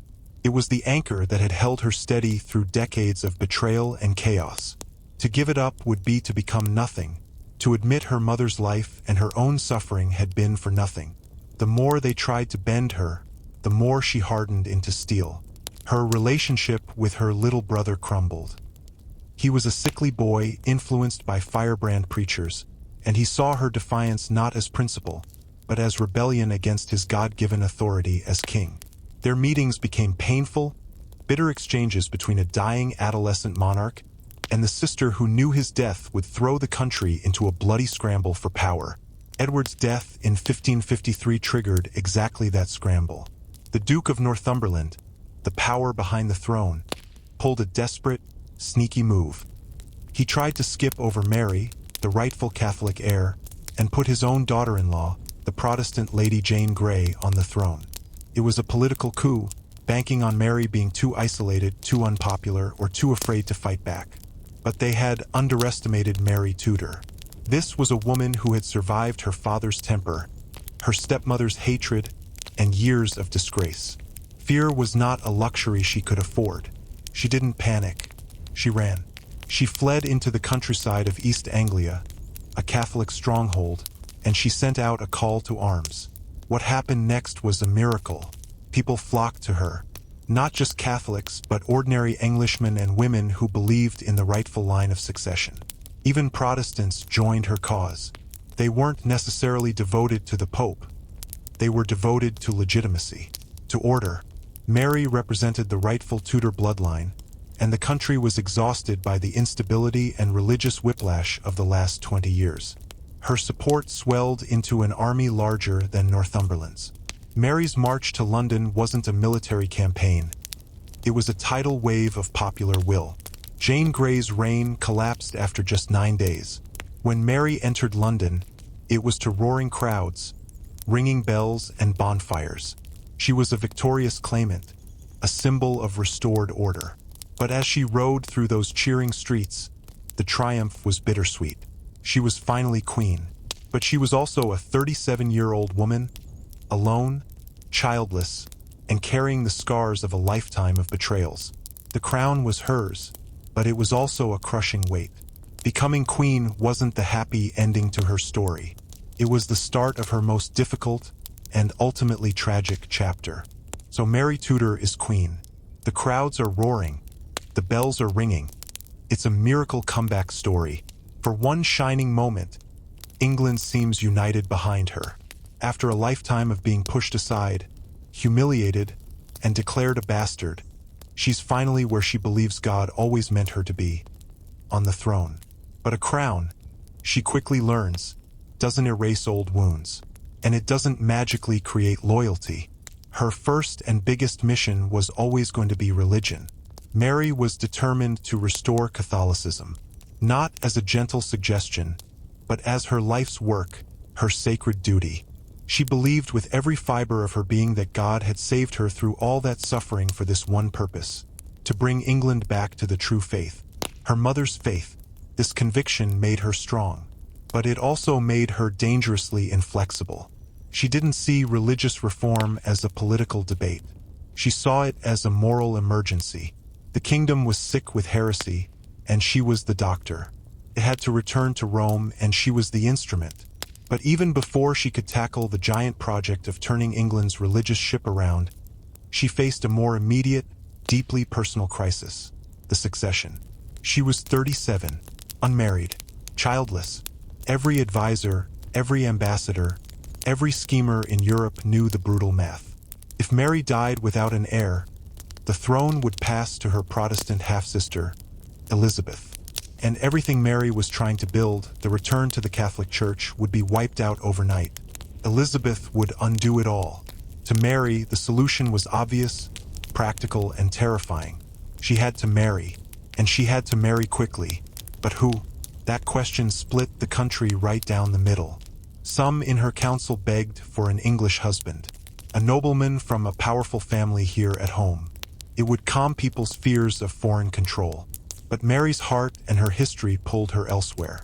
She was her mother's daughter, devoutly Catholic with deep Spanish ties. She looked to the great Catholic power of Europe, Spain, specifically to Prince Philip, son of the mighty Emperor Charles V. To Mary, Philip represented everything she needed: stability, unwavering faith, and the political muscle to protect her throne and her religious revolution. Maybe, just maybe, he could also give her the child she desperately longed for, a Catholic heir to secure her legacy. In her mind, this wasn't just a political match. It felt providential, like a partner chosen by God himself. But to her subjects, Philip of Spain represented something else entirely: fear. The fear of foreign domination. The fear of England becoming just a little pawn in Spain's vast empire, taxed to pay for Spanish wars, ruled by Spanish advisors. The cheers that greeted her coronation turned to mutters of suspicion almost overnight.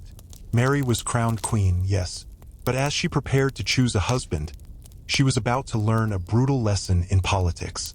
Celebrations are cheap. Trust is expensive. and the love of a crowd can vanish faster than smoke in the wind. Mary Tudor believed her marriage to Philip of Spain would fix everything. It would heal England's religious fractures, secure the Catholic faith, and finally, bless her with the child she ached for. In her mind, this union wasn't just smart politics, it was destiny. She saw Philip as a partner sent by God. But the moment the English public got wind of the plan, the mood soured. The excitement from her coronation evaporated, replaced by a deep, rumbling suspicion. England had a long memory, and it remembered getting tangled up with foreign powers. Philip wasn't just any prince. He was a Habsburg, heir to the Spanish Empire, a dynasty known for swallowing up smaller countries. Ordinary folks pictured Spanish soldiers on their streets, English taxes funding Spanish wars, their sons dying in battles that had nothing to do with them. Even the nobles who supported Mary got nervous. They feared Philip gaining real power, turning England into a satellite state, a junior partner to Spain. Their worries weren't crazy. The marriage treaty tried to limit Philip's authority, but could they trust it? Mary, however, refused to bend. She trusted Philip. She trusted Spain. She believed a strong Catholic king was the only way to save her throne and her soul. The more people pushed back, the more stubbornly she clung to the idea. That simmering discontent boiled over in early 1554. Wyatt's Rebellion, a desperate, armed uprising led by Sir Thomas Wyatt, aiming to stop the Spanish marriage and, in some factions, to replace Mary with her Protestant sister, Elizabeth. It wasn't just a protest. It was men with weapons marching on London. The rebellion shook Mary to her core. She had expected political fights, not treasonous armies. Her response showed the steel she'd developed over a lifetime of survival. She didn't hide. She went to the Guildhall in London and gave a speech that became legendary. She declared she would die a queen before she'd surrender her rightful authority. In that moment, she wasn't the betrayed daughter or the lonely woman. She was a Tudor monarch, fearless and defiant. Even her enemies had to respect her courage. The rebellion was crushed, but it left deep scars. Trust was shattered. Elizabeth, though likely not directly involved, fell under heavy suspicion and was sent to the Tower for a time. Mary learned a painful, personal truth. Her people did not share her dream. They didn't want salvation through a Spanish king. They wanted an England for the English. Still, she pushed forward. She believed the marriage was the only path. In July 1554, Philip arrived in England. Mary walked toward him, and toward the future she was certain would secure her throne, her faith, and her happiness. She had no idea this choice, made with so much hope, would instead lead her into the deepest sorrow of her life. When Philip of Spain finally arrived in England in July of 1554, Mary Tudor was a woman overwhelmed, not by duty but by hope. After a lifetime of loneliness, political isolation, and emotional drought, she craved companionship as much as she needed an heir.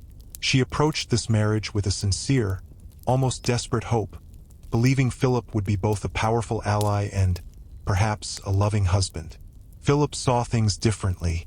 He was 27, 11 years younger than Mary. He was a widower, a seasoned politician raised in the cutthroat Habsburg court. To him, this marriage was a dynastic duty, a strategic obligation, not a romance. Accounts from the time say he was perfectly courteous, respectful even, but he was never emotionally invested. His letters to his father, Emperor Charles V, make it clear. This was a job. Mary, tragically, mistook his politeness for affection. She was enchanted by his regal bearing, his deep piety, his sophisticated European ways. For a woman starved of genuine love, Philip's mere presence felt like an affirmation of her worth. She fell for him, hard, and maybe a little desperately. Philip, however, found England cold, backwards, and unwelcoming. He hated the climate. He didn't speak the language. The English nobility were hostile to him. Worst of all, Parliament had deliberately written the marriage treaty to strip him of real power. He was a king in title only. Mary gave him her heart. Philip gave England a polite, distant nod. He performed his public duties, standing beside her as her consort. In private, he was restrained, cautious, and detached. Yet, in late 1554, something miraculous seemed to happen. Mary's monthly courses stopped. She felt swelling, nausea, the fluttering movements of a child. Her physicians confirmed it. She was pregnant. To Mary, this was the answer to every prayer she'd ever whispered. Divine vindication for all her suffering. To Philip, it meant his unpleasant diplomatic mission might finally bear political fruit. To England, it sparked a volatile mix of hope and dread. A Catholic heir would lock in Mary's religious changes forever. None of them knew the cruel truth. This pregnancy would become one of the most tragic illusions in Tudor history. So the hope is sky high. By the winter of 1554 to 1555, Mary Tudor is certain. She is pregnant. Her body tells her so. The swell of her belly, the tenderness, the kicks. Court physicians confirm it. The news ripples through Europe. A nursery is furnished in the palace. A cradle is carved. Official letters announcing the birth are drafted in advance. Parliament even starts debating whether Philip should rule as regent if Mary dies in childbirth. The entire machinery of the kingdom is cranking into gear for a Catholic heir. For Mary, this feels like God finally cashing in a promise. After losing her mother, her title, her dignity, she is being rewarded with the one thing she's wanted since she was a girl. A child to love, to secure her marriage, her throne, her faith. Her joy is real. Her symptoms are real. But the pregnancy is not.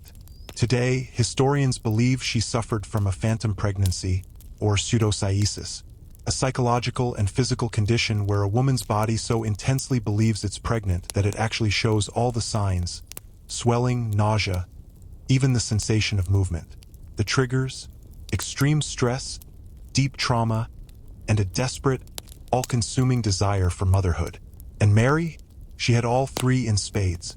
Her body was lying to her, and it lied so convincingly it fooled everyone, even the doctors.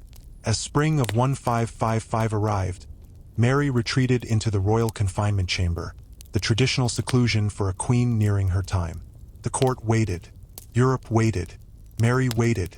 She waited for the pains that would bring her child into the world. They never came. Days turned into weeks. Summer arrived. Still no birth. The air in the palace grew thick with awkwardness, then with pity, then with cruel whispers. Had the queen lied? Was this a divine punishment? Was the baby a monster, or had she secretly miscarried? Mary, humiliated and terrified, refused to leave the confinement. She clung to hope even as the truth became a cold, hard stone in her gut. Finally, after months of this agonizing charade, the awful reality settled in. There was no baby. The swelling receded.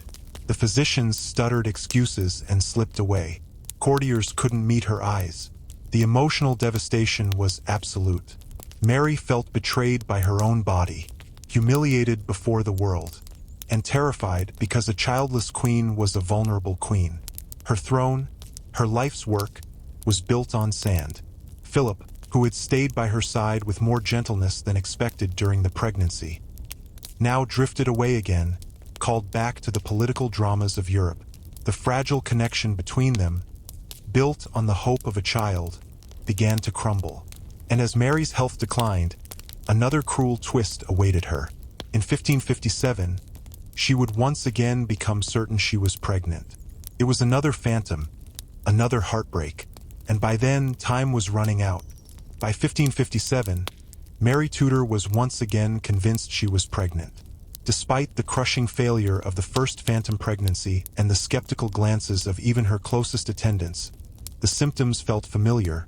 The hope was too powerful to resist. But this time, the heir was different. She was older, physically weaker, and emotionally hollowed out. Philip had long since returned to Spain, coming back to England only briefly and with obvious reluctance. Every delayed letter, every diplomatic excuse, felt to Mary like a personal rejection, deepening the loneliness that had been her constant companion since childhood. Meanwhile, the England she ruled was buckling under the weight of her decisions. Her campaign to restore Catholicism had turned dark. What began as a policy of reconciliation hardened into persecution. Protestants who refused to recant were burned at the stake. Later generations would label this the Marian persecutions and give Mary the name Bloody Mary. In her mind, she wasn't a tyrant. She was a savior, rescuing souls from eternal hellfire. She saw religious unity as a sacred duty, the only way to heal the spiritual rupture her father had caused. But to her people, the flames in Smithfield weren't saving souls. They were breeding fear and hatred. Her second phantom pregnancy followed the same tragic script. Hope, preparation, anticipation, followed by the slow, humiliating realization that it was another cruel illusion. This time, however, it masked something worse. Serious illness, possibly ovarian cysts or uterine cancer. Whatever it was draining her life away. Mary's final years were a tableau of political isolation, personal grief, and physical decay. England, under her rule, lost Calais, its last foothold in France. That military defeat struck her a blow harder than almost anything else. "When I am dead and opened," she reportedly said, "you shall find Calais lying in my heart." True or not, the sentiment captures the despair of a queen who watched every pillar of her life's work, faith, dynasty, national pride, crumble to dust. By late 1558, she was bedridden, feverish, and facing the ultimate defeat. She named her Protestant half-sister Elizabeth as her successor. It was a painful, necessary choice, knowing Elizabeth would undo everything Mary had fought for. Mary died on November 17th, at just 42. She died lonely, childless, and largely unloved by the kingdom she had tried so desperately to save. History would remember her as Bloody Mary, a one-dimensional villain, but that title obscures the real woman. A devout, wounded, and terribly frightened queen, shaped by a lifetime of trauma, driven by an unyielding faith, and forever haunted by the love and the motherhood she was promised but never received. Her story is the ultimate tragedy of a temporary fix, trying to rebuild a permanent, lost world with the tools of fear and force, and watching it all slip through her fingers. Now, let's make a hard pivot from the damp, lonely deathbed of an English queen to the sun-baked, dazzling heart of a world empire. We're jumping back over 18 centuries to 324 BC. The place is the city of Susa, in the heart of the former Persian Empire. And the man in charge is Alexander the Great. By this point, Alexander wasn't just a king. He was a force of nature. He'd marched his Macedonian army from Greece to the very edge of India, toppling kings, storming fortresses thought to be impregnable, and smashing armies that the old Greek philosophers had said were unbeatable. His empire was a monstrous, sprawling thing, so huge it was hard to even comprehend. But Alexander, a strategist to his core, knew the real problem wasn't drawing the map. It was the people on it. His empire was stitched together by conquest, not loyalty. On one side, his Macedonians and Greeks, the conquerors. They saw themselves as the superior civilization, viewing the Persians and other Eastern peoples as defeated subjects, not equals. On the other side, the Persians. They resented these foreign soldiers, their arrogance, and the way they disrupted ancient customs. Even within Alexander's own ranks, tension simmered. His veteran Macedonian soldiers grumbled. They didn't like him adopting Persian dress, Persian court rituals. They whispered he was turning his back on his own people, getting soft on Eastern luxury. But Alexander's vision was bigger than Macedonian pride. He dreamed of an empire where East and West weren't master and slave, but partners. A fused world, where cultures blended, old hatreds dissolved, and a new, shared identity was born. It was a wild, idealistic dream, but Alexander didn't believe in the impossible. He knew unity couldn't just be hoped for. It had to be engineered, and if old traditions of conquest weren't enough, he'd invent new ones. He needed a gesture, something huge, symbolic, unforgettable. A spectacle that would signal for everyone to see that a new chapter was beginning.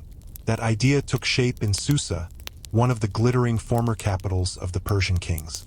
Here, Alexander decided to stage an event unlike anything the ancient world had ever seen. A grand, imperial mass wedding. He would forcibly marry his top Macedonian officers to noble Persian women. Dozens of unions all at once. It was political theater on the grandest scale. A fusion of bloodlines, cultures, and power, draped in gold and performed in the heart of the conquered enemy's palace. It would become known as the wedding at Susa.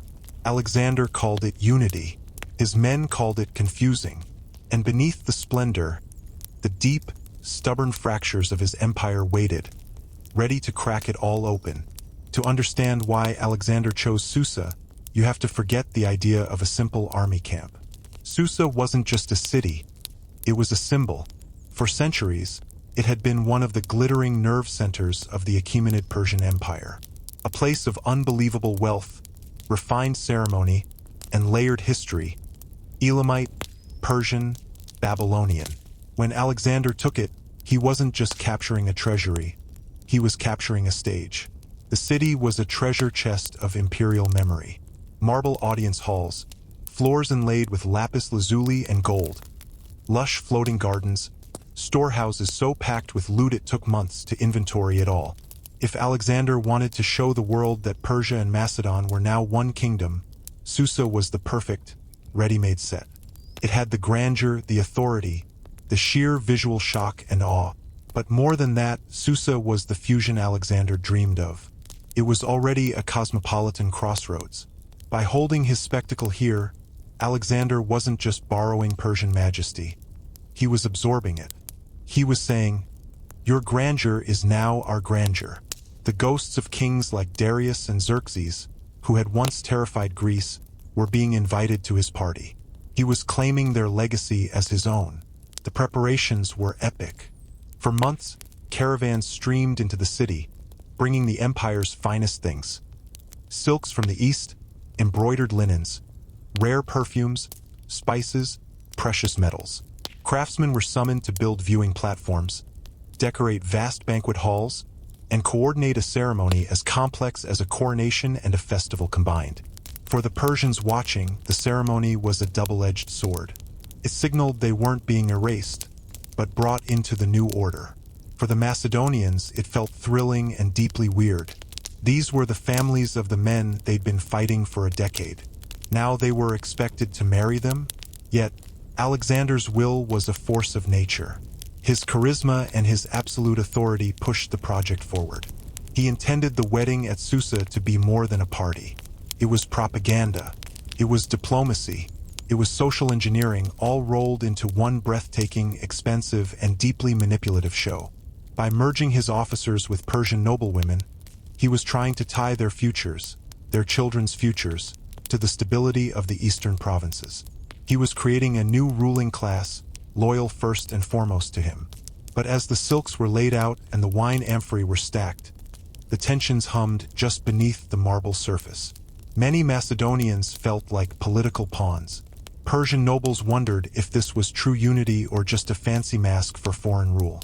Susa shimmered, dazzling and bright, but in its shadows, the competing dreams of East and West were on a collision course. The heart of the Susa spectacle wasn't the gold or the music. It was the pairings. Alexander personally selected every bride and groom, turning marriage into a geopolitical spreadsheet. His most elite officers, the companions who'd fought beside him through deserts and mountains, were matched with Persian noblewomen, many of them daughters or nieces of the very dynasty he'd just crushed.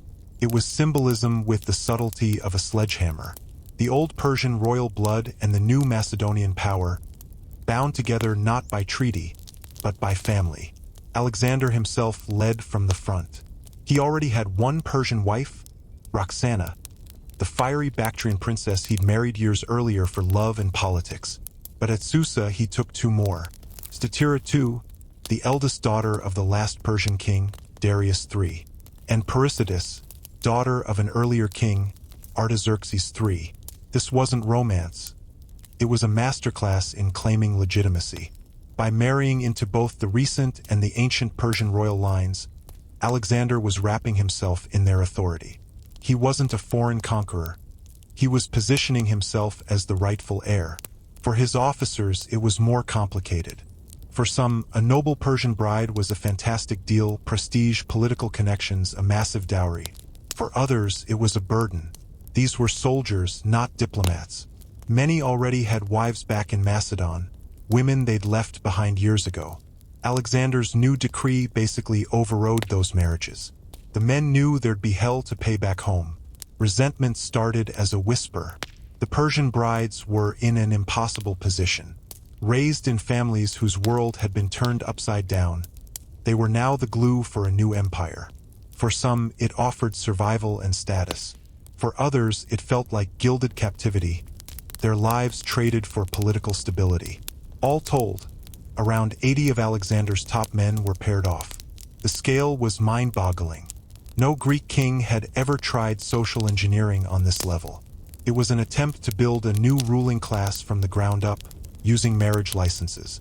But beneath the forced smiles and the lavish ceremony, the fault lines were already there.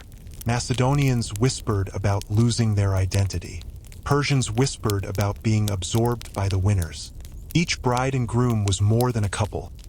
They were a tiny experiment in Alexander's grand, fragile dream of unity. And the success of the whole empire might just depend on whether these strangers could build a life together, or if they'd become seeds of future rebellion.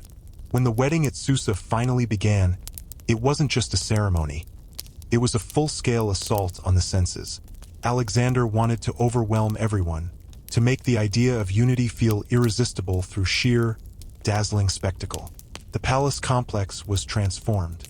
Tapestries depicting mythical beasts and conquests hung from glazed brick pillars. Braziers pumped out clouds of fragrant incense that hung in the air. Gold ornaments, catching the light of 1,000 torches, made the whole place shimmer. Susa had seen royal events before, but nothing like this.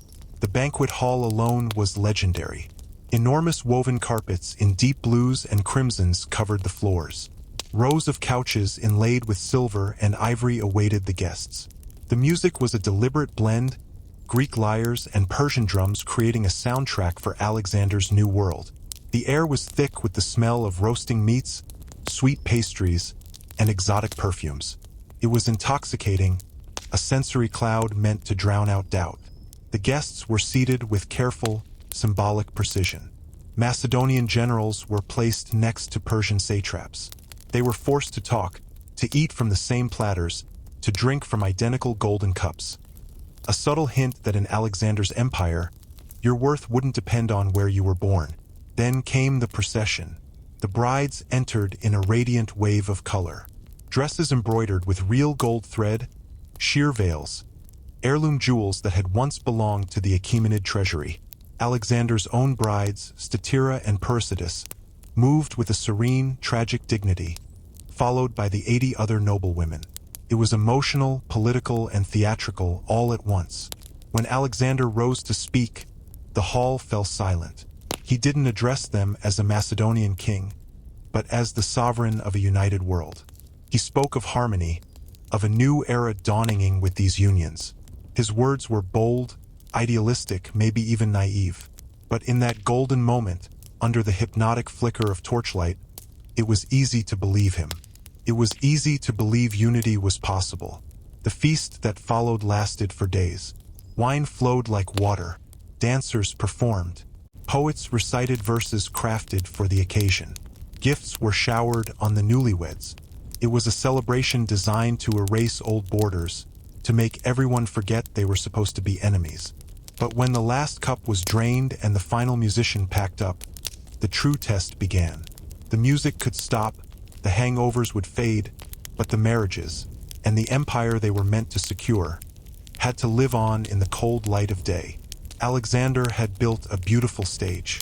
Now, his people had to perform on it without a script.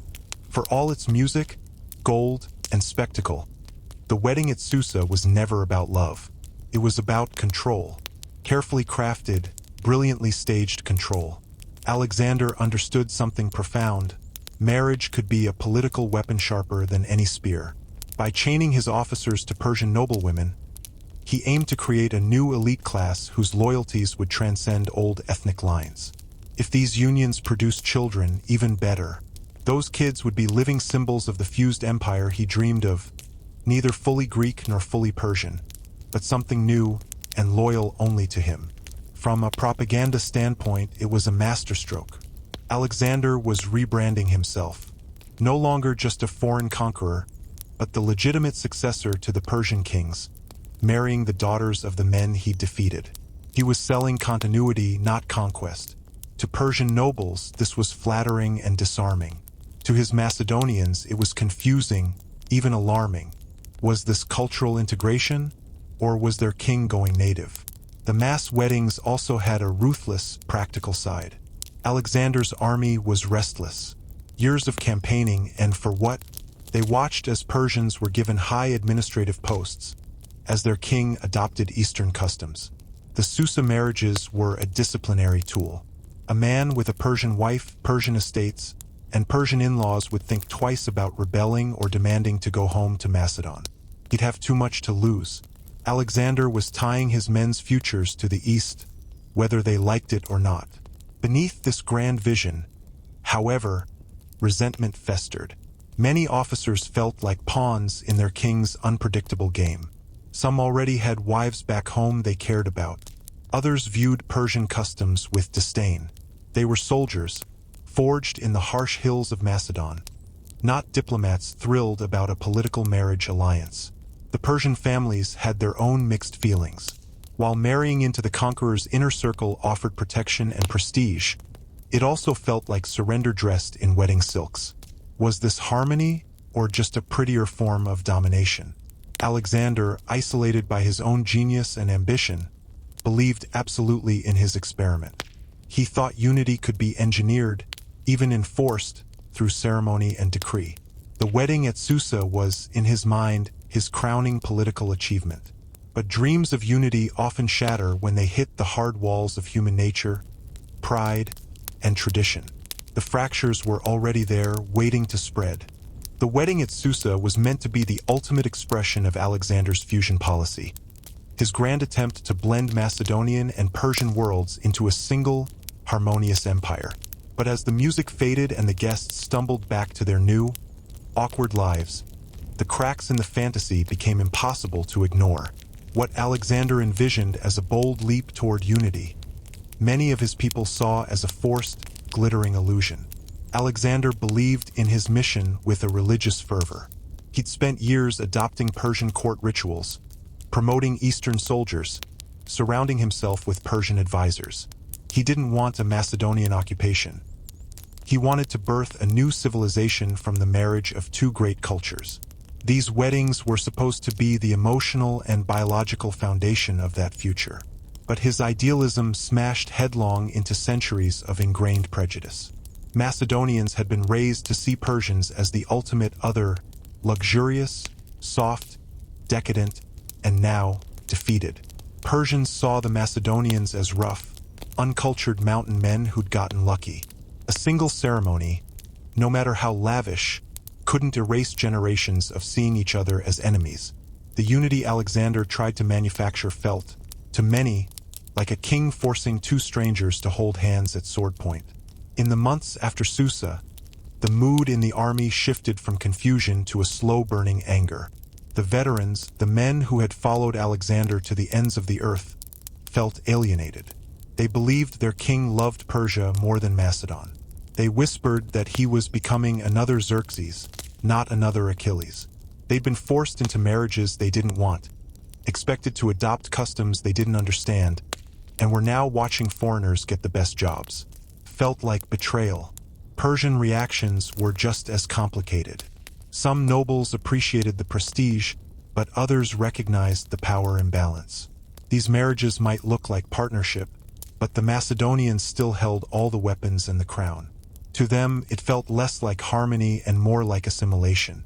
Even Alexander's closest friends, the companions who had grown up with him, began to question his obsession. They admired his brilliance but feared his growing detachment from the Macedonian ways that had forged them all. In their eyes, he was no longer the comrade who led from the front, but a distant, godlike ruler dreaming of an empire no one else truly wanted. Alexander pressed on, convinced unity was within his grasp.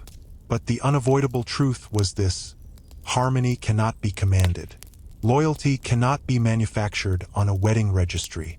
The empire might have looked united in the torchlight of Susa, but in the cold light of day, it remained deeply, stubbornly divided.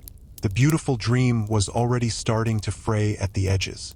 When the music of Susa faded and the last golden cup was hauled away, the true consequences of Alexander's grand experiment began to surface. What he saw as a beautiful symbol of unity felt to his hardened soldiers like a final, insulting proof that the world they'd fought for was gone. These weren't new recruits. They were veterans who'd stood shoulder to shoulder at Gaugamela and trudged through the Hindu Kush.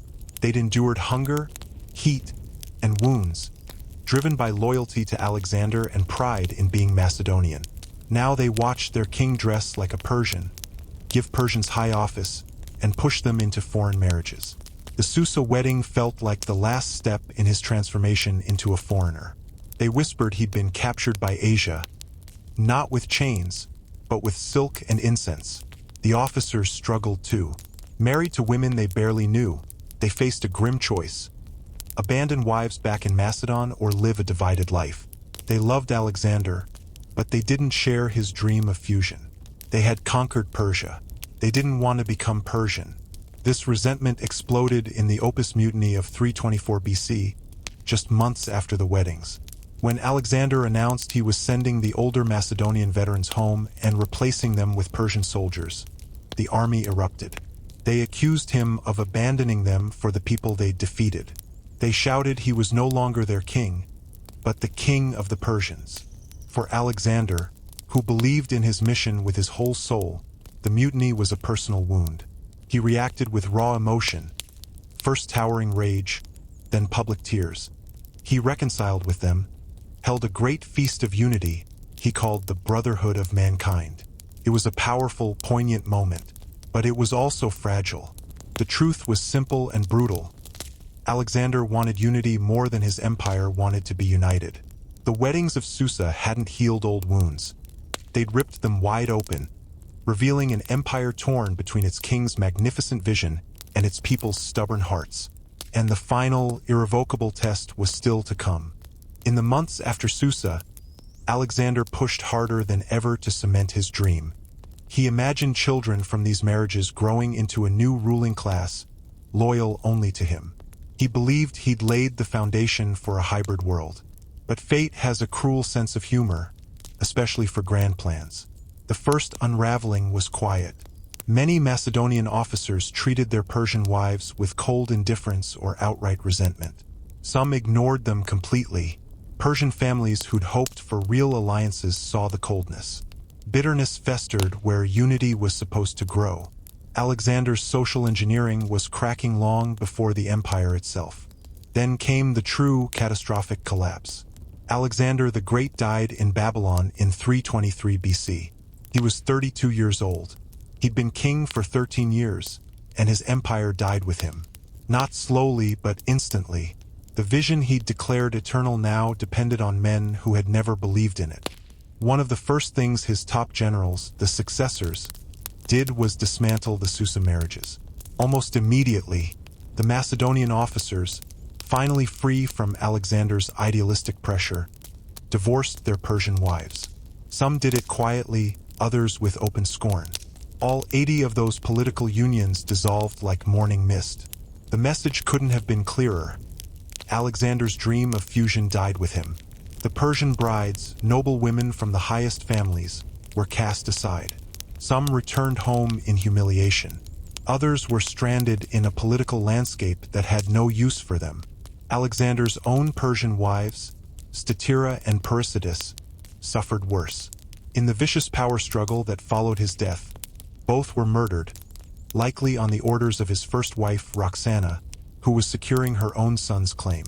Within a year, the mass wedding that had symbolized a united future became the clearest proof of how fragile that future really was. His officers wanted power, not integration. His generals wanted their own kingdoms, not a blended world. The dream of a fused empire shattered as quickly as the marriages he'd arranged. Susa, the stage for a golden celebration, became a monument to a vision the ancient world simply wasn't ready to accept. You can't engineer love, you can't decree loyalty, and you can't build a lasting peace on a foundation of forced weddings and wishful thinking.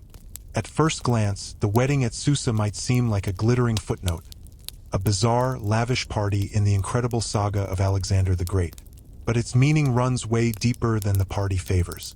It was the peak of Alexander's most ambitious, most idealistic dream. A true fusion of cultures, something the ancient world had never dared to attempt. Yet, it also became the clearest proof that even a king who conquered continents couldn't reshape human hearts by royal decree. Later historians looked back at Susa with mixed feelings. Some saw genius in it, a bold attempt to replace endless conquest with cooperation, to build an empire through family instead of fear. Others saw it as the moment Alexander lost touch with reality. His Macedonian soldiers, who adored him as a war hero, felt alienated by what they saw as his surrender to Persian ways. Persian nobles, though flattered, knew the real power hadn't changed hands, and the officers forced into marriage resented being used as pawns in a grand experiment they never signed up for. Despite the failure of the marriages, the idea behind them echoed for centuries. Alexander challenged the very concepts of identity, class, and empire in a way no one had before. He imagined a world where a Macedonian's son and a Persian's daughter could create a new people, belonging to both cultures and thus to neither. It was visionary, maybe too visionary for its time. After Alexander's death, the empire fractured instantly, carved up by generals hungry for their own slice of territory, not some philosophical unity. The Susa marriages were annulled, the Persian brides cast aside, and the symbolic union between East and West collapsed. But in a strange twist, Alexander's cultural fusion did happen. Just not the way he planned. Greek language, ideas, and art spread across Asia, mingling with local traditions for centuries. Cities he founded, like Alexandria, became epicenters of a real, organic cultural exchange. The blending he wanted didn't happen through marriage contracts, but through the slower, messier forces of trade, migration, and everyday life. The wedding at Susa stands today as the perfect metaphor for Alexander himself. Dazzling, dramatic, daring, and ultimately doomed. It showed the breathtaking reach of his imagination, but also the limits of his power. He could redraw the map of the world, but he couldn't redraw the lines of loyalty and tradition that lived in people's minds. In the end, Susa remains a powerful reminder. The boldest dreams need more than just a spectacular stage. They need a world that's actually ready to change. And in 324 BC, that world simply wasn't. Now, we leave the perfumed halls of Susa for a world stripped bare of all softness. A world of dust, discipline, and desperate silence. We go to ancient Sparta, and we start not with a battle but with a theft. The theft of a childhood. At 7 years old, a Spartan boy experienced a moment that would cut his life in two. He was taken, not gently guided, not enrolled. He was physically removed from his mother's arms and delivered into the Agoge, the state-run machine designed to shape, harden, and ultimately own him. This wasn't a transition. It was a severing. One day he belonged to a family. The next he belonged to Sparta. His cries, his mother's grief, his father's stoic pride, none of it mattered against the iron will of the state. Sparta allowed no weakness, no coddling, no childhood, as anyone else understood it. The boy was now raw material, a tool to be forged. His new home was a communal barracks, a bare-bones dormitory filled with other 7-year-old boys. Strangers who would become brothers, not through affection, but through shared, brutal suffering. Comfort was the enemy. There were no beds. They slept on piles of reeds they had to gather and tear with their own small hands. They shivered through the night under a single, thin cloak, the cold a deliberate teacher of endurance. The food was scarce, on purpose. The rations were so small that hunger was a constant, gnawing companion. This wasn't neglect. It was strategy. The Agoge wanted boys who were cunning enough to steal, fast enough to escape, and tough enough to function on empty. Stealing food wasn't condemned. Getting caught was. The beating you received wasn't for the theft. It was for the failure. The emotional landscape was just as harsh. Instructors, the paedonomoi, ruled with absolute brutal authority. They did not comfort. They did not encourage. Their job was to mold boys who could absorb pain without a flinch, humiliation without a tear, and hardship without a complaint. Crying was mocked. Smiling through agony was respected. A boy's worth was measured in silence. Yet, in this crucible of calculated cruelty, something else was born: brotherhood. With no one else to turn to, the boys leaned on each other. Shared misery forged a loyalty stronger than family ties. This was the psychological core of the Agoge. They learned to love Sparta because it was the only thing they had left. But beneath this structured harshness lay the quiet preparation for something far darker. The taking of the child was only the prologue. The real tests, the secret rites whispered about in the barracks after dark, were waiting for them in the shadows. Once a Spartan boy survived the initial shock of being taken, the Agoge moved into its next phase, breaking him down and rebuilding him into a weapon. Childhood, as any other Greek city knew it, simply ceased to exist here. Every day was a gauntlet of physical trials, emotional suppression, and psychological conditioning that blurred the line between education and ritualized brutality. They trained barefoot year-round.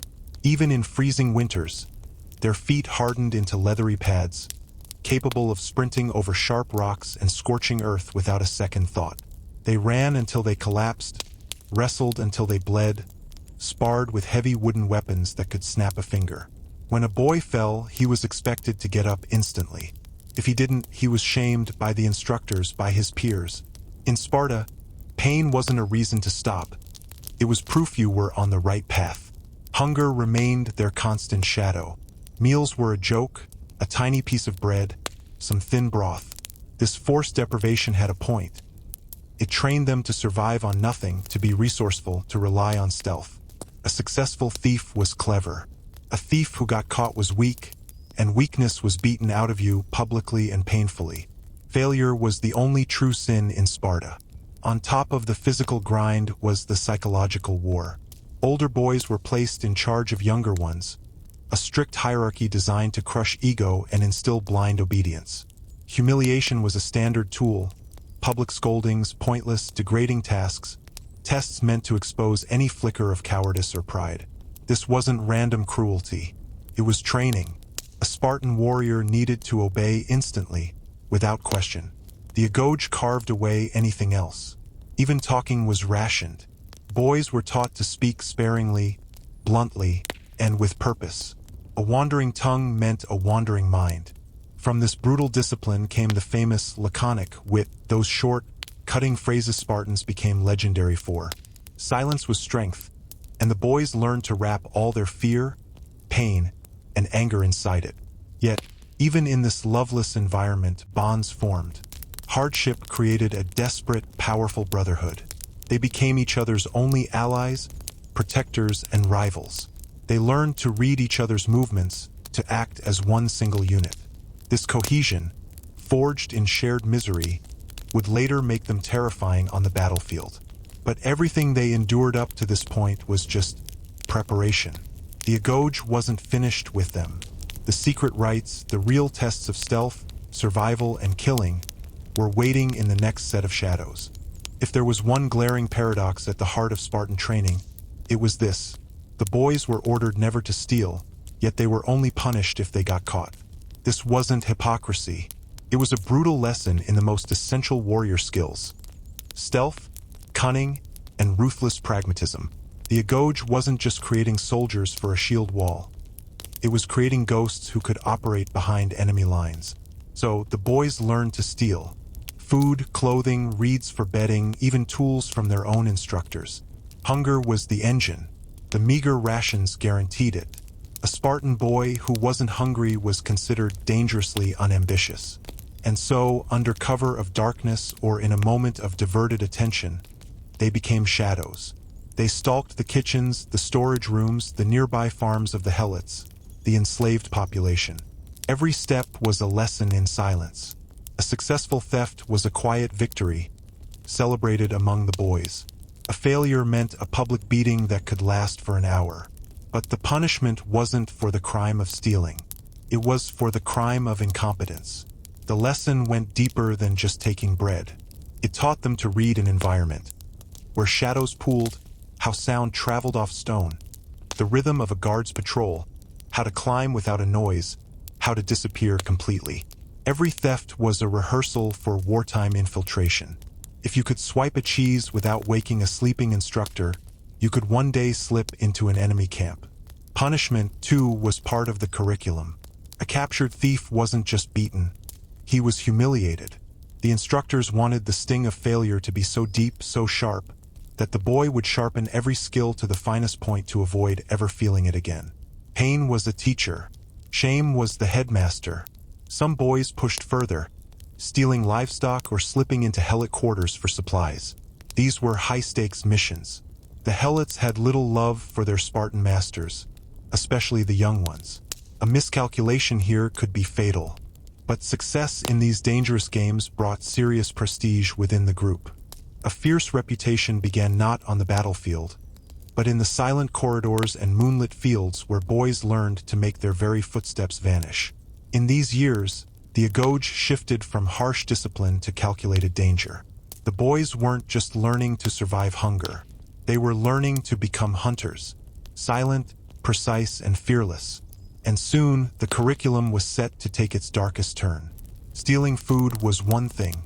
Learning to kill without a sound was something else entirely. The Agoj's most feared stage wasn't the beatings, the hunger, or the endless drills. It was isolation. At a certain point, Spartan youths were ripped from the pack and thrust into periods of enforced solitude. This wasn't for quiet reflection. It was psychological warfare, designed to strip them of all dependence and expose the raw core of their character. A boy sent into isolation got no instructions, no schedule, no buddy. He was dumped in the wilderness with a knife and his cloak. He had to find his own food, shelter, and water, relying entirely on the stealth and cunning he'd learned. Nights became brutal tests of endurance. The cold, the hunger, the creeping fear of the dark. It all pressed in. The mountains around Sparta weren't a park. They were wild, filled with wolves and hostile helots who wouldn't hesitate to kill a lone Spartan youth if they found him. This trial forced instinct to override instruction. Every rustle in the bushes was a threat. Every strange sound was an ambush. A Spartan in isolation learned not just to move quietly, but to listen, to really hear the world. The wind carried warnings. The pattern of animal cries revealed human movement. The silence of the night itself taught him the most important rule: stay unseen or die. But isolation wasn't just about physical survival. It was a furnace for the mind. Boys who panicked showed they were still children. Boys who grew reckless showed they lacked discipline. The ones who emerged were different, quieter, colder, hyper-aware of their surroundings in a way that was almost animal. They understood self-reliance at a level few societies ever demanded. They returned to the barracks transformed. The experience was never discussed. Spartan elders refused to document the details, and the boys were discouraged from speaking of it. Each youth's ordeal was a private, haunting thing. The belief was simple: a warrior who had faced the world completely alone would never fear an enemy army. Yet, even this harrowing trial was only a threshold. Stealth could keep you alive. Silence could keep you hidden. But to truly serve Sparta's dark purpose, a boy had to learn the final, most chilling skill. He had to learn to kill, not in the glorious chaos of battle, but in the cold, quiet shadows.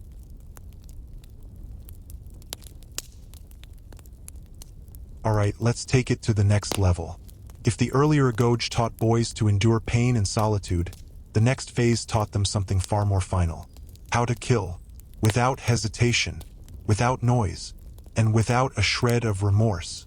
Spartan warfare wasn't just the famous phalanx, that wall of shields and spears. Behind that orderly front stood another, darker tradition, one whispered about more than discussed. The boys were trained to operate alone, to stalk, to eliminate threats with terrifying silence. For Sparta, killing wasn't just a battlefield skill. It was a civic duty as normal as farming.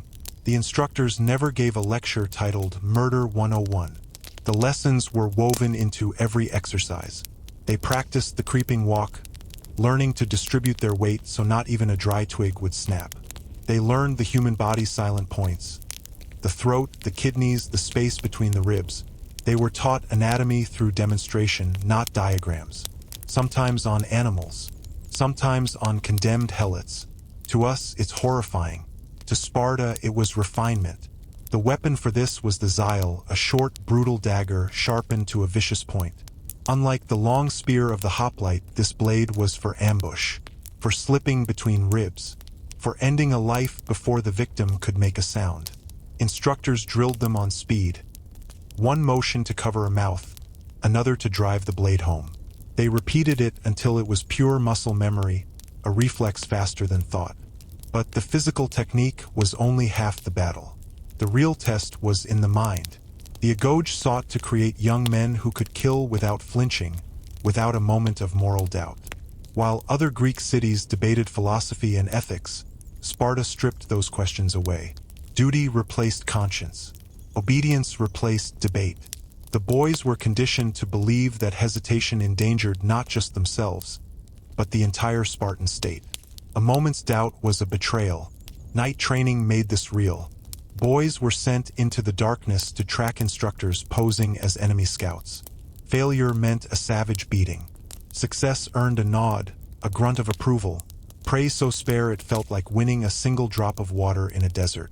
Over time, the boys came to see the kill not as a crime, but as a measure of pure competence. A test they were born to pass. Some whispered that the highest honor was to perform a silent kill during the Cryptia, Sparta's secret service, its most brutal rite. But that final, bloody test was still down the path. For now, the boys were learning the most dangerous lesson of all. A Spartan warrior must not only be strong, he must be unseen, he must be lethal, and his loyalty to the states must be absolute. Soon, the Agoge would test if they could use these skills not in drills, but in life-or-death trials under a real moon with real blood on their hands. Spartan boys weren't raised to depend on supply lines or friendly villages. A true warrior, in their eyes, needed to survive anywhere under any conditions without help. So the Agoge forced them into the wilderness, alone or in tiny groups, with nothing but a knife, a cloak, and their wits. Survival wasn't an elective. It was pass/fail, and failure could mean death. The mountains around Sparta were harsh teachers. Rocky, exposed, with bitter winters and scorching summers. Wild animals prowled. A boy had to learn not just to exist here, but to thrive. If he starved, froze, or got mauled, that was nature's verdict. Sparta didn't mourn the weak. Tracking was the first skill. They learned to read footprints in mud, distinguish fresh trails from old ones, and follow game silently. The goal was to catch animals without large weapons or noisy traps. They became students of the land. The flight of birds could reveal a human's path. The wind direction decided an escape route. The shape of clouds foretold a storm. Building shelter was another test. They constructed low, hidden structures from branches and stones, designed for concealment, not comfort. A fire's smoke could give away their position, so they learned to stay warm through insulation and body heat. Eating raw meat or foraged plants wasn't uncommon. They found water by identifying hidden springs and dew-heavy grasses. Dehydration killed the careless, and the Agoge ensured a boy rarely made the same mistake twice. Foraging required brutal botanical knowledge. The wilderness offered edible roots and berries alongside poisonous lookalikes. A wrong choice meant vomiting, fever, or a slow, agonizing death. This was intentional. A Spartan who couldn't tell a healing herb from a deadly one was useless to the phalanx. But the most critical lesson was psychological. Isolation in the wild laid a boy's inner nature bare. Fear, panic, arrogance, or true discipline. A Spartan youth had to master the chaos in his own mind before he could master the chaos of the environment. This training produced warriors who could operate deep behind enemy lines, whose bodies resisted exhaustion, and whose minds stayed sharp even in hunger and danger. The Spartan trained in survival wasn't just a soldier. He was a living weapon, utterly self-sufficient. Yet, even these grueling trials were just a warm-up for the most secretive and feared rite of all, the Cryptia. The moment when Sparta tested not just skill and endurance, but a boy's willingness to become an instrument of the state's darkest will. Let's move into the darkest shadows of the Spartan system. Among all the trials of a Spartan youth, none carried more secrecy, more terror, than the Cryptia. This was the whispered rite, the shadow initiation that transformed selected boys from soldiers into instruments of state-sanctioned murder. Not every youth entered it. Only the strongest, the most cunning, the most frighteningly obedient were chosen. To be selected was considered a high honor. To history, it remains one of the most unsettling institutions ever devised. The Cryptia began without fanfare. A boy was summoned in the dead of night. He was given a dagger and a cloak, and then he vanished from Spartan society. Those who saw him leave did not speak of it.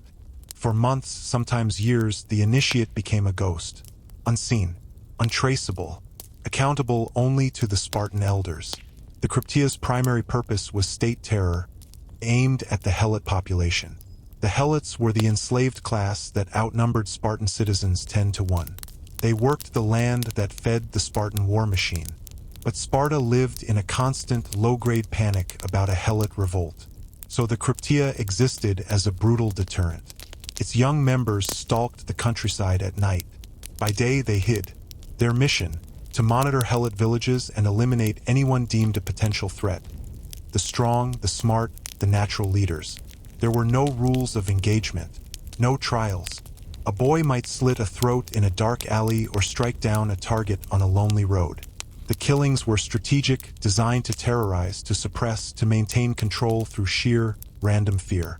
And the boys were expected to do it silently, efficiently, and without a flicker of hesitation. But the Cryptia was more than just a mechanism of oppression. It was the ultimate psychological crucible, isolated from comrades, forbidden from forming bonds, forced to kill alone. The initiate underwent a final, terrible transformation.